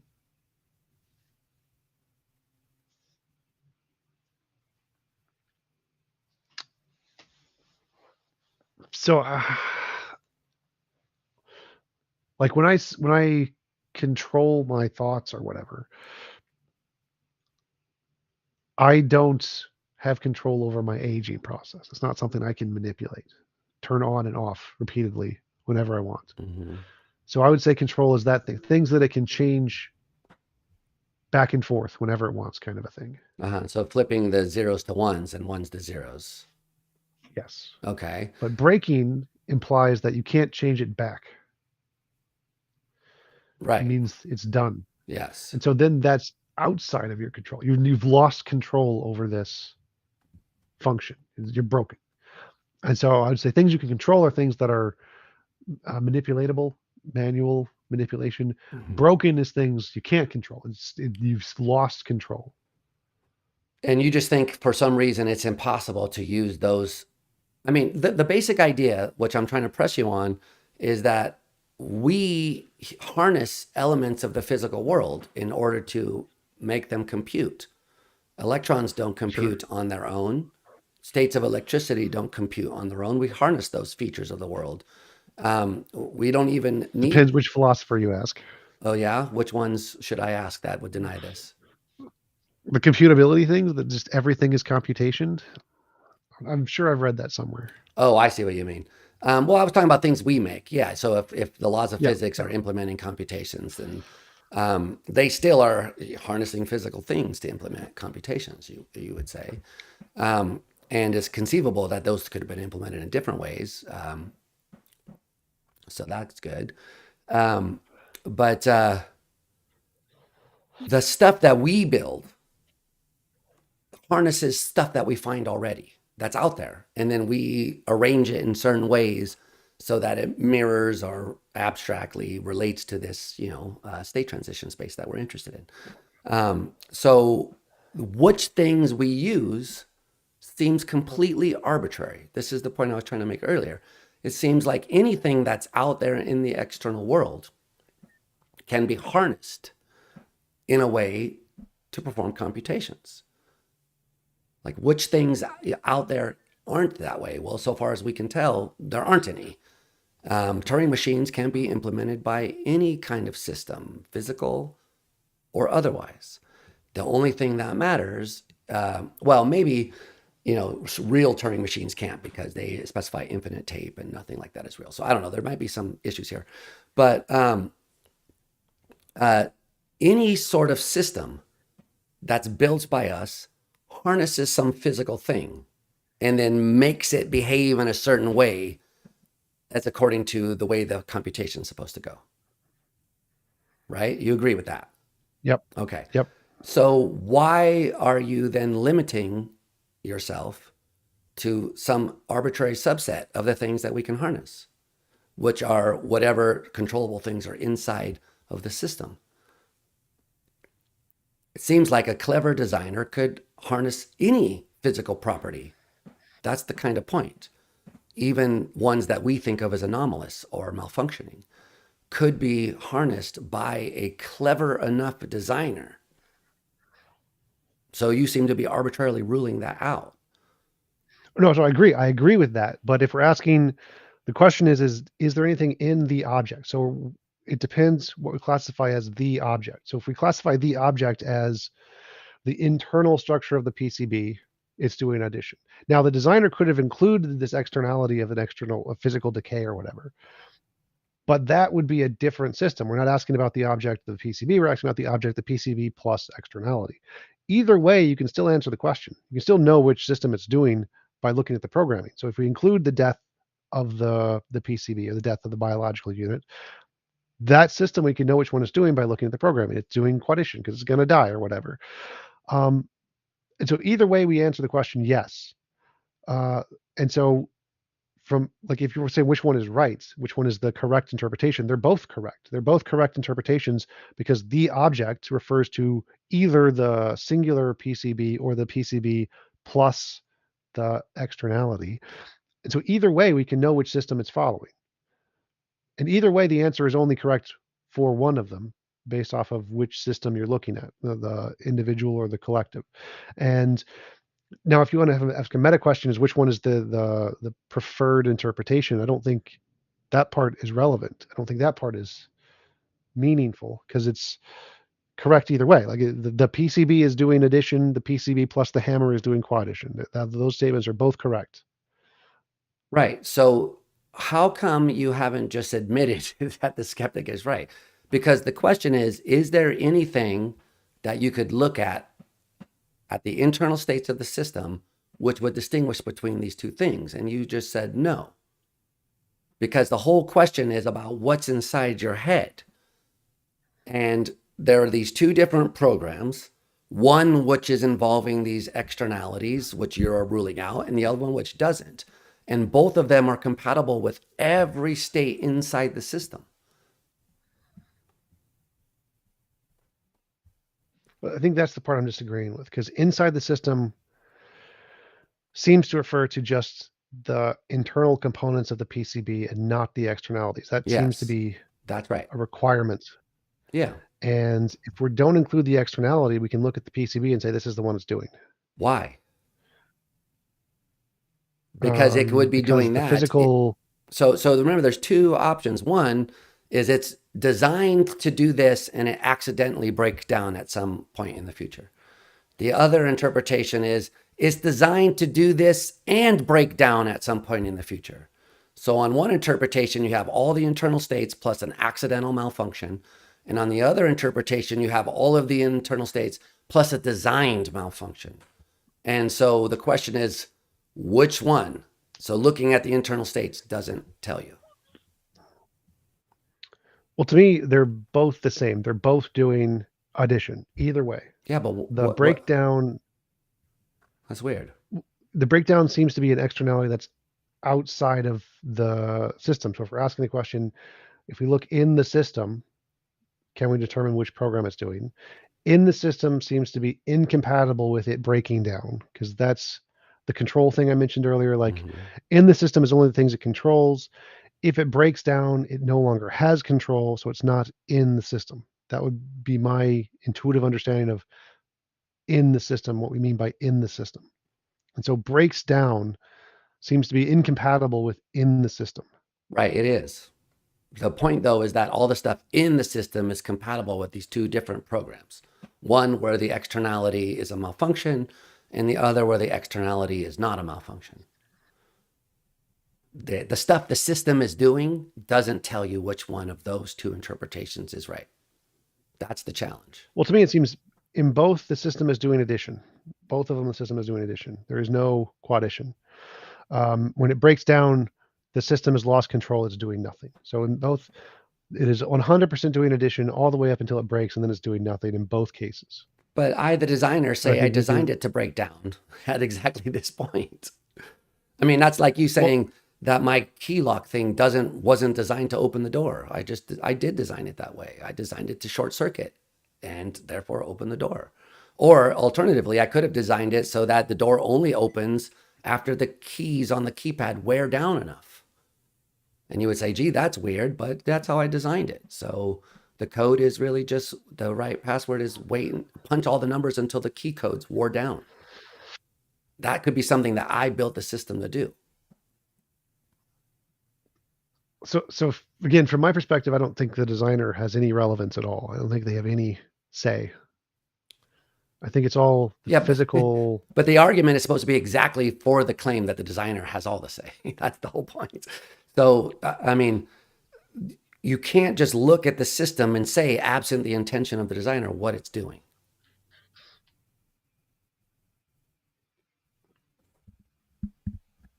Why not? Because it's compatible with the designer intending that this thing work like this and then it broke accidentally, and also compatible with the designer intending that it work like this and break down at a certain point as a way of doing what it wants. So in both cases, you have the same thing. You have the system doing stuff until it breaks down. And in one case, that was an accident. We say it malfunctioned. And in the other case, we say that's exactly what it was supposed to do. And the internal states of the systems are the same. So I would say in both cases, it's just that is one rule. There is only one rule, and that is it goes until it breaks down or whatever. And there is no intention of the designer making it into a separate possible rule there. But then So you're I'd say just that saying that I whatever can't the build a physical. device like this, which I mean, I could. I mean, if I, why couldn't I build a device like this? Well, sure, you could build a device like that. I don't, whether you could build it is separate from what is the rule that it's following. So you could build a device with whatever intention you wanted, but the rule that the object is following is going to be determined by its physical consequences of what happens to it or whatever. Exactly. And And it breaks so, down at a certain point, which is one of the physical sure, consequences. sure, but there's only one rule there. The only in both cases, the only option rule is object goes until it breaks down or something. What you intended for it, whether you intended it to be a habit or not, or whether you intended it to not break down, makes no difference. Your intentions are completely irrelevant. The rule the object is following, it goes until it breaks down. Um, and so I think no matter what the rule is, you can know what rule it's following by saying the physical consequences of what happens to the object. And I think that'll always answer the question, what rule is it following? Right. But why isn't that just begging the question? Because if I am the designer and I build this system to implement a certain rule by breaking down, then that's how I built it. And it's working correctly when it does that. And you're saying, no, it's not. And that I'm wrong. I can't build a system like that because it would be performing some other function, which I didn't intend, even though I know all the details about how it functions, when it's going to break down. And I use that as a part of my design. I would say that the laws of physics essentially are the ultimate determinant of the rule, and your intended rules are irrelevant. So the reason you can't have a different rule is whatever the physical consequences of the system are, that's the rule. And you can describe it in a different way if you want, but the rule is the physical consequences of the system. And But so, these are physical consequences of the system. And I know that as a designer. sure. So in my lock case, if I build it so that you put down, it was to put in the correct code and it malfunctions, then it's not malfunctioning. It's doing exactly what it's supposed to do. So someone who came along and said, this lock is broken would be wrong. They just would be mistaken. That's exactly how I built it. They would say, gee, this lock is weird. You put in a code and it's short circuited. It's broken. It just accidentally opened the door. And then I would come along and say, no, I built it that way. That's what I wanted it to do. So it seems like you can't say I'm wrong about that. That's how I built it. Right, right. So that's fine. But if you're saying, is the lock following a rule or whatever, and we look at the lock, its internal functioning, does its internal functioning follow this rule? The answer would be no. It's only the internal functioning plus this physical limitation that causes it to break that's following this rule. So that would be the externality. So Right. is the lock following this rule? No. Is the lock plus the breaking following the rule? Yes. Either way, we can look at the system and know which rule it's following by the physical consequences of the system. I And mean, so I yeah. can say you designed the lock plus the breaking to function in this way. Happy to grant that. Is the lock following the rule? No. The lock plus the breaking is following the rule. Um, and so either way, it still seems like we can look at the system and look at the programming to know what it's doing. But you would be And wrong if you then, just looked at the program. The question is what the word is it breaking down? Is that really the correct description of the system? Um, and you can't know that without knowing how I designed it. well, again, I would say breaking down is whether it loses control over something. If it loses control over something, it's broken. Yeah, but if I designed it, it didn't lose control. It did what it's supposed to do. Well, it still can't undo it, so it'd still be broken in that context. A lock that works just one, a function that's performed one time is still a good performance of that function. I mean, so if you set up dominoes and they knock them over, that just happened one time. Maybe you can't repeat it, but at that point you can't come along and say, oh, that's not what it's supposed to do or something. The question is it doing what it's supposed to do? And in this case, the answer is yes, because I built it that way. The supposed to do part I'm not following, because if we want to know what rule it's following, who cares what it's supposed to do, which Well, what it's that's, going oh, to do. yeah. So saying what rule it's following is bound up with saying what it's supposed to be doing. Is it malfunctioning or is it functioning correctly? That's why I asked about that. Why would those be bound up? Well, because in the two cases, in the one case, you say this thing is performing function X and it is not working correctly at this time T. And in the other case, you're saying this system is performing function Y by correctly breaking down at time T. So the whole question is whether it's a design, it's functioning as it's supposed to when it's doing what you call malfunctioning. Because the clever designer isn't, it's not a malfunction. It's doing exactly what it was designed to do. It's working it correctly by breaking down. By doing something that you would consider to be breaking down. So that's the question is it functioning correctly? Is it doing what it's supposed to be doing? And you look at it and go, no, it's totally broken. And I look at it and go, no, it's doing exactly what it's supposed to be doing. So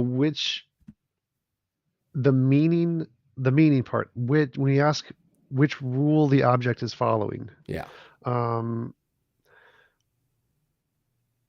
Why can't we say object A on its own, the prior to the breaking is following one rule, and then when it's broken, it's following a different rule?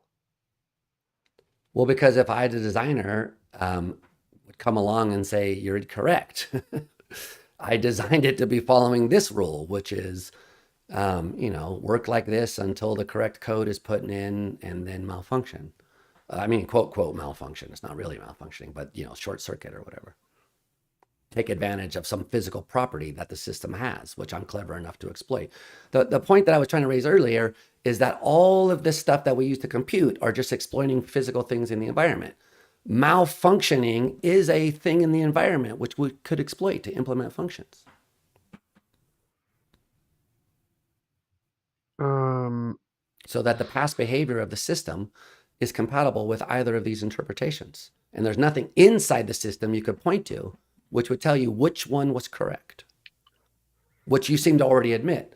You said if you just look at the system itself, you don't know whether it's doing this correctly or that incorrectly, which is the whole skeptical challenge. Were you in the past adding correctly, or were you in the past using quaddition incorrectly when you gave certain answers to certain questions? So the whole question has been, is the system working right or is the system not working right?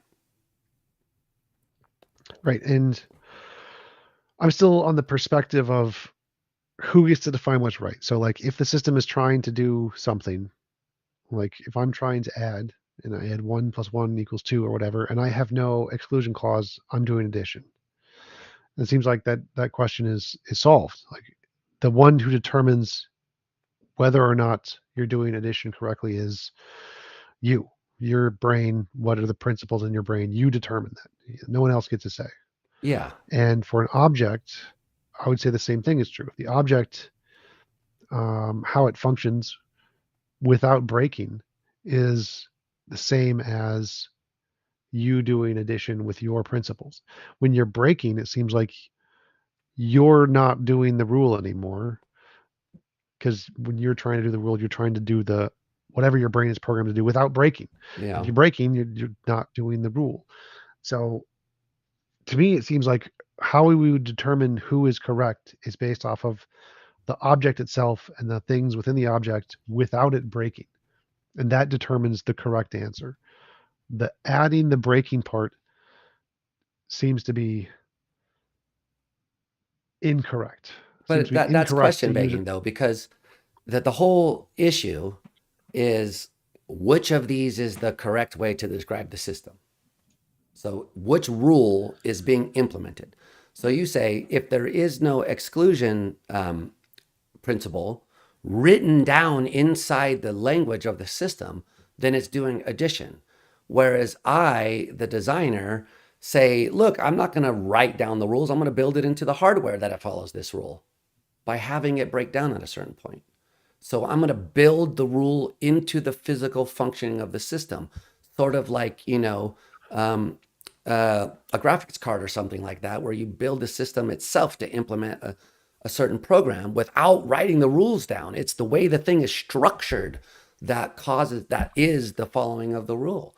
So here also could be a clever way to have the rule implemented, the exclusion rule, the exception. Sorry, not exclusion, the exception rule. One way to do it is write down the sentence. If the number is greater than 55, then return the answer 5. Another way to build that very same rule into the system is have it short circuit when you enter those numbers. Then you have the same thing. So it's just a Sure, clever but way of implementing this rule. So you can't tell by looking at the system malfunctioning whether it was performing addition correctly and malfunctioning now, or whether it was performing quaddition and working right now. sure, if we bring that back into the perspective of like a human, say I'm doing addition, but I've been programmed to die once I get to 37 or whatever. I don't want to die. I'm doing addition, not quaddition, because I don't want to die. But the programmer has designed me to die once I get to 37, so I'm doing quaddition or whatever. I would say, no, that person is doing addition. And then the designer made a system where that person plus their death is doing quaddition. And so, from the perspective of the individual doing the numbers, what are they doing? They're doing addition. So, I mean, we have been circling around this point for a long time, but um, why are you justified in thinking that you're doing addition? I don't see why you get to say that. So you don't know what the intention of the designer was. I mean, that's the whole kind of point of this argument is that either you say, look, I live in a community and the community expects a certain answer. They expect me to say 125 when I add 57 plus whatever, 60 something. So they expect that. So therefore I'm correct when I say it because the community expects me to continue on in a certain way. Uh, so okay, but factoring out that the community expects me to continue on in a certain way, then it's just kind of by stipulation that you say this couldn't have been built in the following way. Well, it's not that they couldn't be built. It's more like if the designer's goals usurp the goals of the object, um, I think that if we're asking the question, what is the object doing? The object gets priority. So if I'm the object and I'm doing addition and says never stop, and the designer said I'm gonna die and it stops. If the question is what is the object doing? It seems I take priority. My intentions take priority. And so I get to determine I'm doing addition because I have this principle that says never stop. It's in my brain. I'm doing this. And even if I was designed to break down by some other thing, what am I doing? I'm doing addition. So you get to determine which function you're implementing, even though you might have been designed to implement a different function. Yes.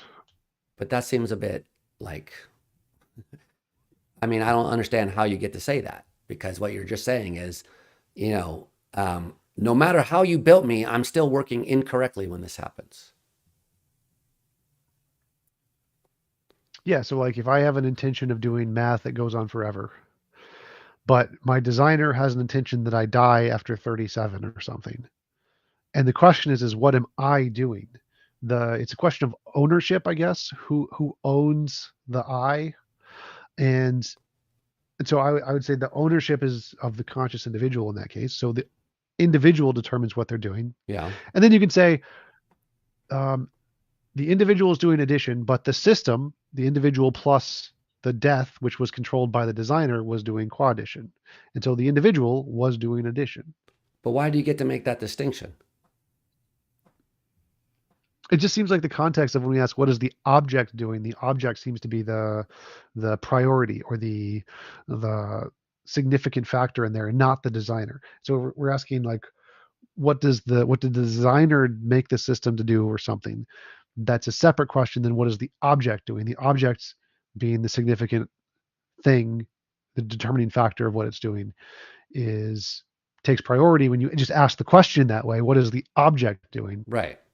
Versus if you ask the question, what did the designer make the system to do Well, something? I And mean, so it seems the like just the link way the between the question two, is phrased. the link is between the two is supposed to be that what the system is doing is what the designer intended it to do. And I think So that's if they that intend may be X, the then it's doing X correctly. If they intend Y, then it's doing Y incorrectly. and I think that may be the one of the key distinctions because I think when we ask what is the object doing, we ignore the designer entirely. It's just the way the question is phrased seems to me to be focusing on what the object's intentions are, I guess, rather than the designer's intentions. And if we phrase the question differently, then we could prioritize the designer's intentions. And so I think maybe that's why the rule of following doesn't make as much sense to me because when you ask the question, what is the object doing? To me, the object as an entity takes priority over anything the designers. I think designers are just irrelevant. I think Yeah. But the object, see, you're defining what the object is. You're saying that's sort of what you already admitted. I thought that the object just is the internal states of the object. But the whole question is what about the internal states tells you one way or the other. So you say I'm intending to do addition. Then the skeptic says, "Are you sure you haven't been intending to do addition, which is intending to do addition up until a certain number and then intending to do quaddition afterwards?" So there's any kind of way that you try to reformulate some priority of yourself, the skeptic is going to come along and say, yeah, but there's these interpretations of what you're saying that you can't rule out, like that you were schmintending as opposed to intending, or to schmintend, like I said, is to intend to add up to a certain number and then do quaddition after that number. So given that you've never passed those numbers, you don't know whether you've been intending or schmintending. I mean, that's the every word that you pick, the skeptic's going to play that same game. Because remember, this is right. all I semantics. still This is about what do the concepts mean? What do the words mean? And are you actually aligning yourself with the right ones or making a mistake? The central question is always, are you adding correctly or doing quadding incorrectly? Are you doing quaddition correctly or addition incorrectly? And which one of those you say seems to depend on how the thing was built. And you don't have to like forget, this isn't necessarily an argument for God. By the way, in our previous discussion, I was never meaning to, I don't believe in God, obviously, but I wasn't ever trying to suggest that this is an argument for the existence of God.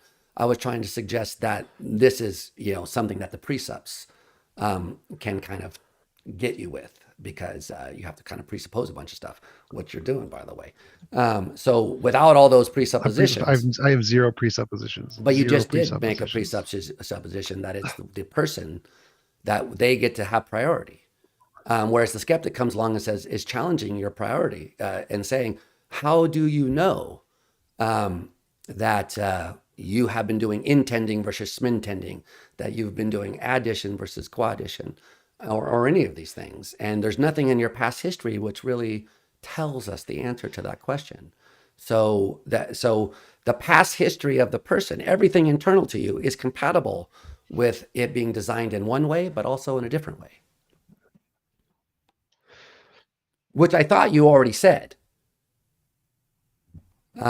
I Oh yeah, thought so you I agree agreed with with me, so the that's why matrix. I'm confused, because it seems like you keep agreeing with the argument, but then saying I'm not agreeing with the argument, because you basically say, "Don't call me Darth Dawkins." Jeez, what the fuck, dude?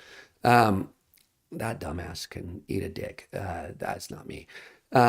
This is a serious argument. Kripke's a serious person. He's a genius. You may think word games are not fun, but this is a question about how meaning and rule following are related to each other. And while no one is convinced of this argument, I've never met someone, by the way, who says, yes, I'm a meaning skeptic and I'm convinced by Kripke's argument. I've never met that person. But I've also, not even Kripke, Kripke himself, up to the day he died, I was in his class pretty much up till that point. He says, I don't know what, but there's got to be something. But the one thing that I am convinced of is that while everyone is unconvinced of the argument, no one has pointed out a convincing response.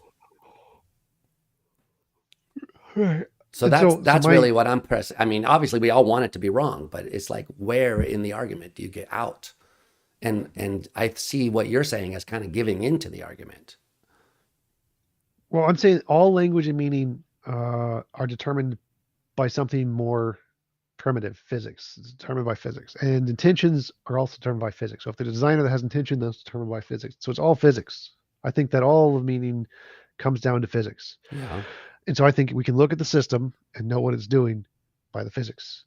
And I think the problem is more how to communicate that effectively in relation to the arguments.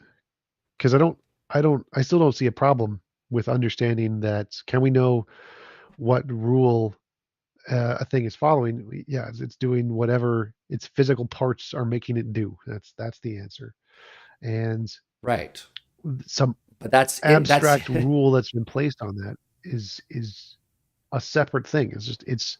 It's not following this abstract rule that we place on it. It's following the physical constituents of its parts. And the abstract rules are just there is no such thing. It's the physical parts are the meaning. but the physical parts leave open these two interpretations, so they can't be the meaning, is the argument. That just looking at And the that's the part physical parts leaves open whether it's functioning correctly or incorrectly at a certain point. I disagree with. I think that's, can we interpret the actual meaning in multiple ways? Yes. Does that mean the actual meaning is incorrect? No. Right. That's the But way I what interpret it. in the system makes that true? There's I'd say nothing the in the physical parts of the system which system. rules out what I'm saying or what the Kripkean argument is. And by the way, just because no one agrees with this doesn't mean it's sophistry. I mean, Hume is a skeptic. Right. He's not a sophist. There's the puzzle is a challenge.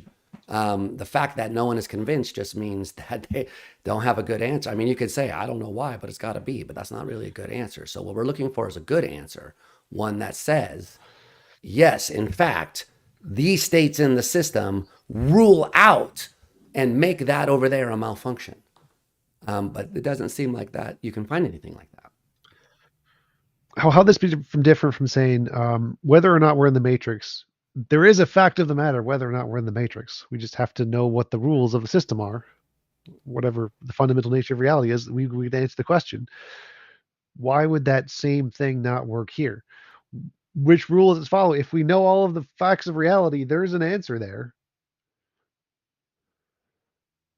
Yes, including how it was built and whether um, it's doing what it was built the right way. So if you knew that, then you would have an answer. Well, So presumably there that isn't a that has to designer. bring I in don't the know. intention of the designer. Otherwise, you can't answer that question. Well, the designer was built by physics, presumably. So the designer is just a result of physics, and so the designer doesn't seem to be the base thing we're looking for. It seems like there's something more prior to the designer that we would look at to know the physical rules that it's following. Well, we'd And want to that's the know. I thing I mean, think. it depends on whether you agree that the question is whether it's working correctly or not. Because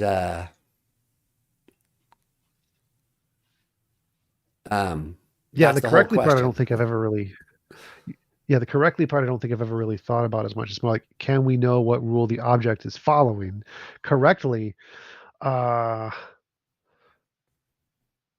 yeah, I don't think the correctly part fits into my worldview. It's like whether it's doing it correctly, like But it has to, because you could be doing why? Because because you otherwise could you be can't say doing what it's doing. You can't. So, by the way, I won't stop looking at the chat because I'm interested in what people who are intelligent and informed have to say. So far, certain people in the chat are not meeting that standard, and other people are. And I'm very interested in what they have to say. So that's not going to stop. However, the question here is in a given case where the system seems to be malfunctioning, is it in fact malfunctioning? That's the question. So you cannot really do this without answering the question, is it working correctly at this time when it seemingly breaks down? so what That's, comes to mind is like if I'm doing addition and I keep going past 50, 50 to keep 56, 57, whatever, and don't go back to 5. I'm doing addition correctly and quaddition incorrectly, but which one I'm doing seems to be determined based off of my intent. So if I want to communicate addition to you, I'm doing addition correctly.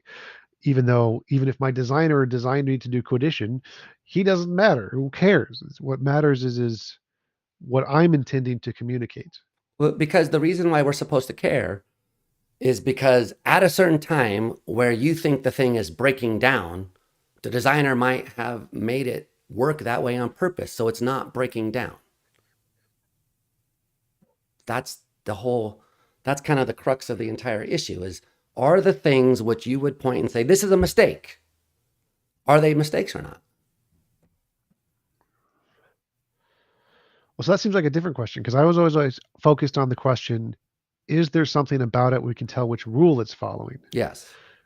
And that seems like a different question than is it doing one correctly, But the which reason is the why correct they're rule. not separate questions is that this breakdown case has to be interpreted as either a mistake or not a mistake.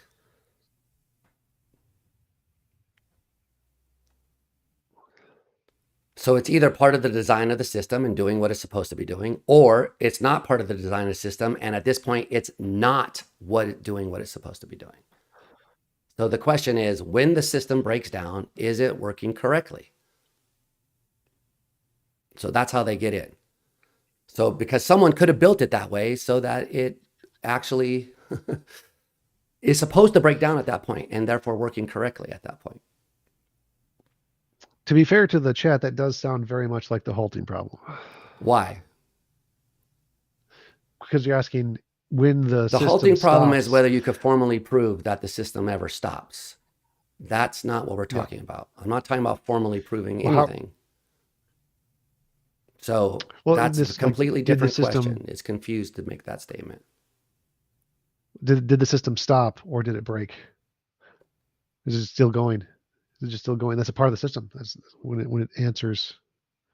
The question is whether the stopping, the breaking down part, by the way, the halting problem doesn't have to do with anything with the thing breaking. It has to do whether there's an entailment of the program that it stops. That's a different question.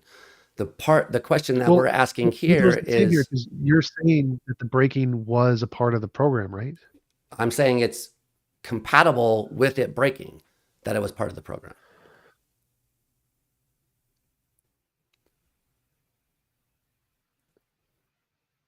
That would be the same as the halting problem continuing in that case, right? The stopping was a part of the program in that case. The halting problem is about whether you could formally prove that any given program will halt. Yeah. The question here is, what program is the system implementing? Different questions. And the problem is that a smart person can make a program being implemented by doing something that you would think of as breaking down. So that you say Right. the system is broken, but it's actually doing what it's supposed to be doing. It's not broken. All right. Well, we've been going for about 2.5 hours, and I have to get to work pretty soon. Okay. I don't.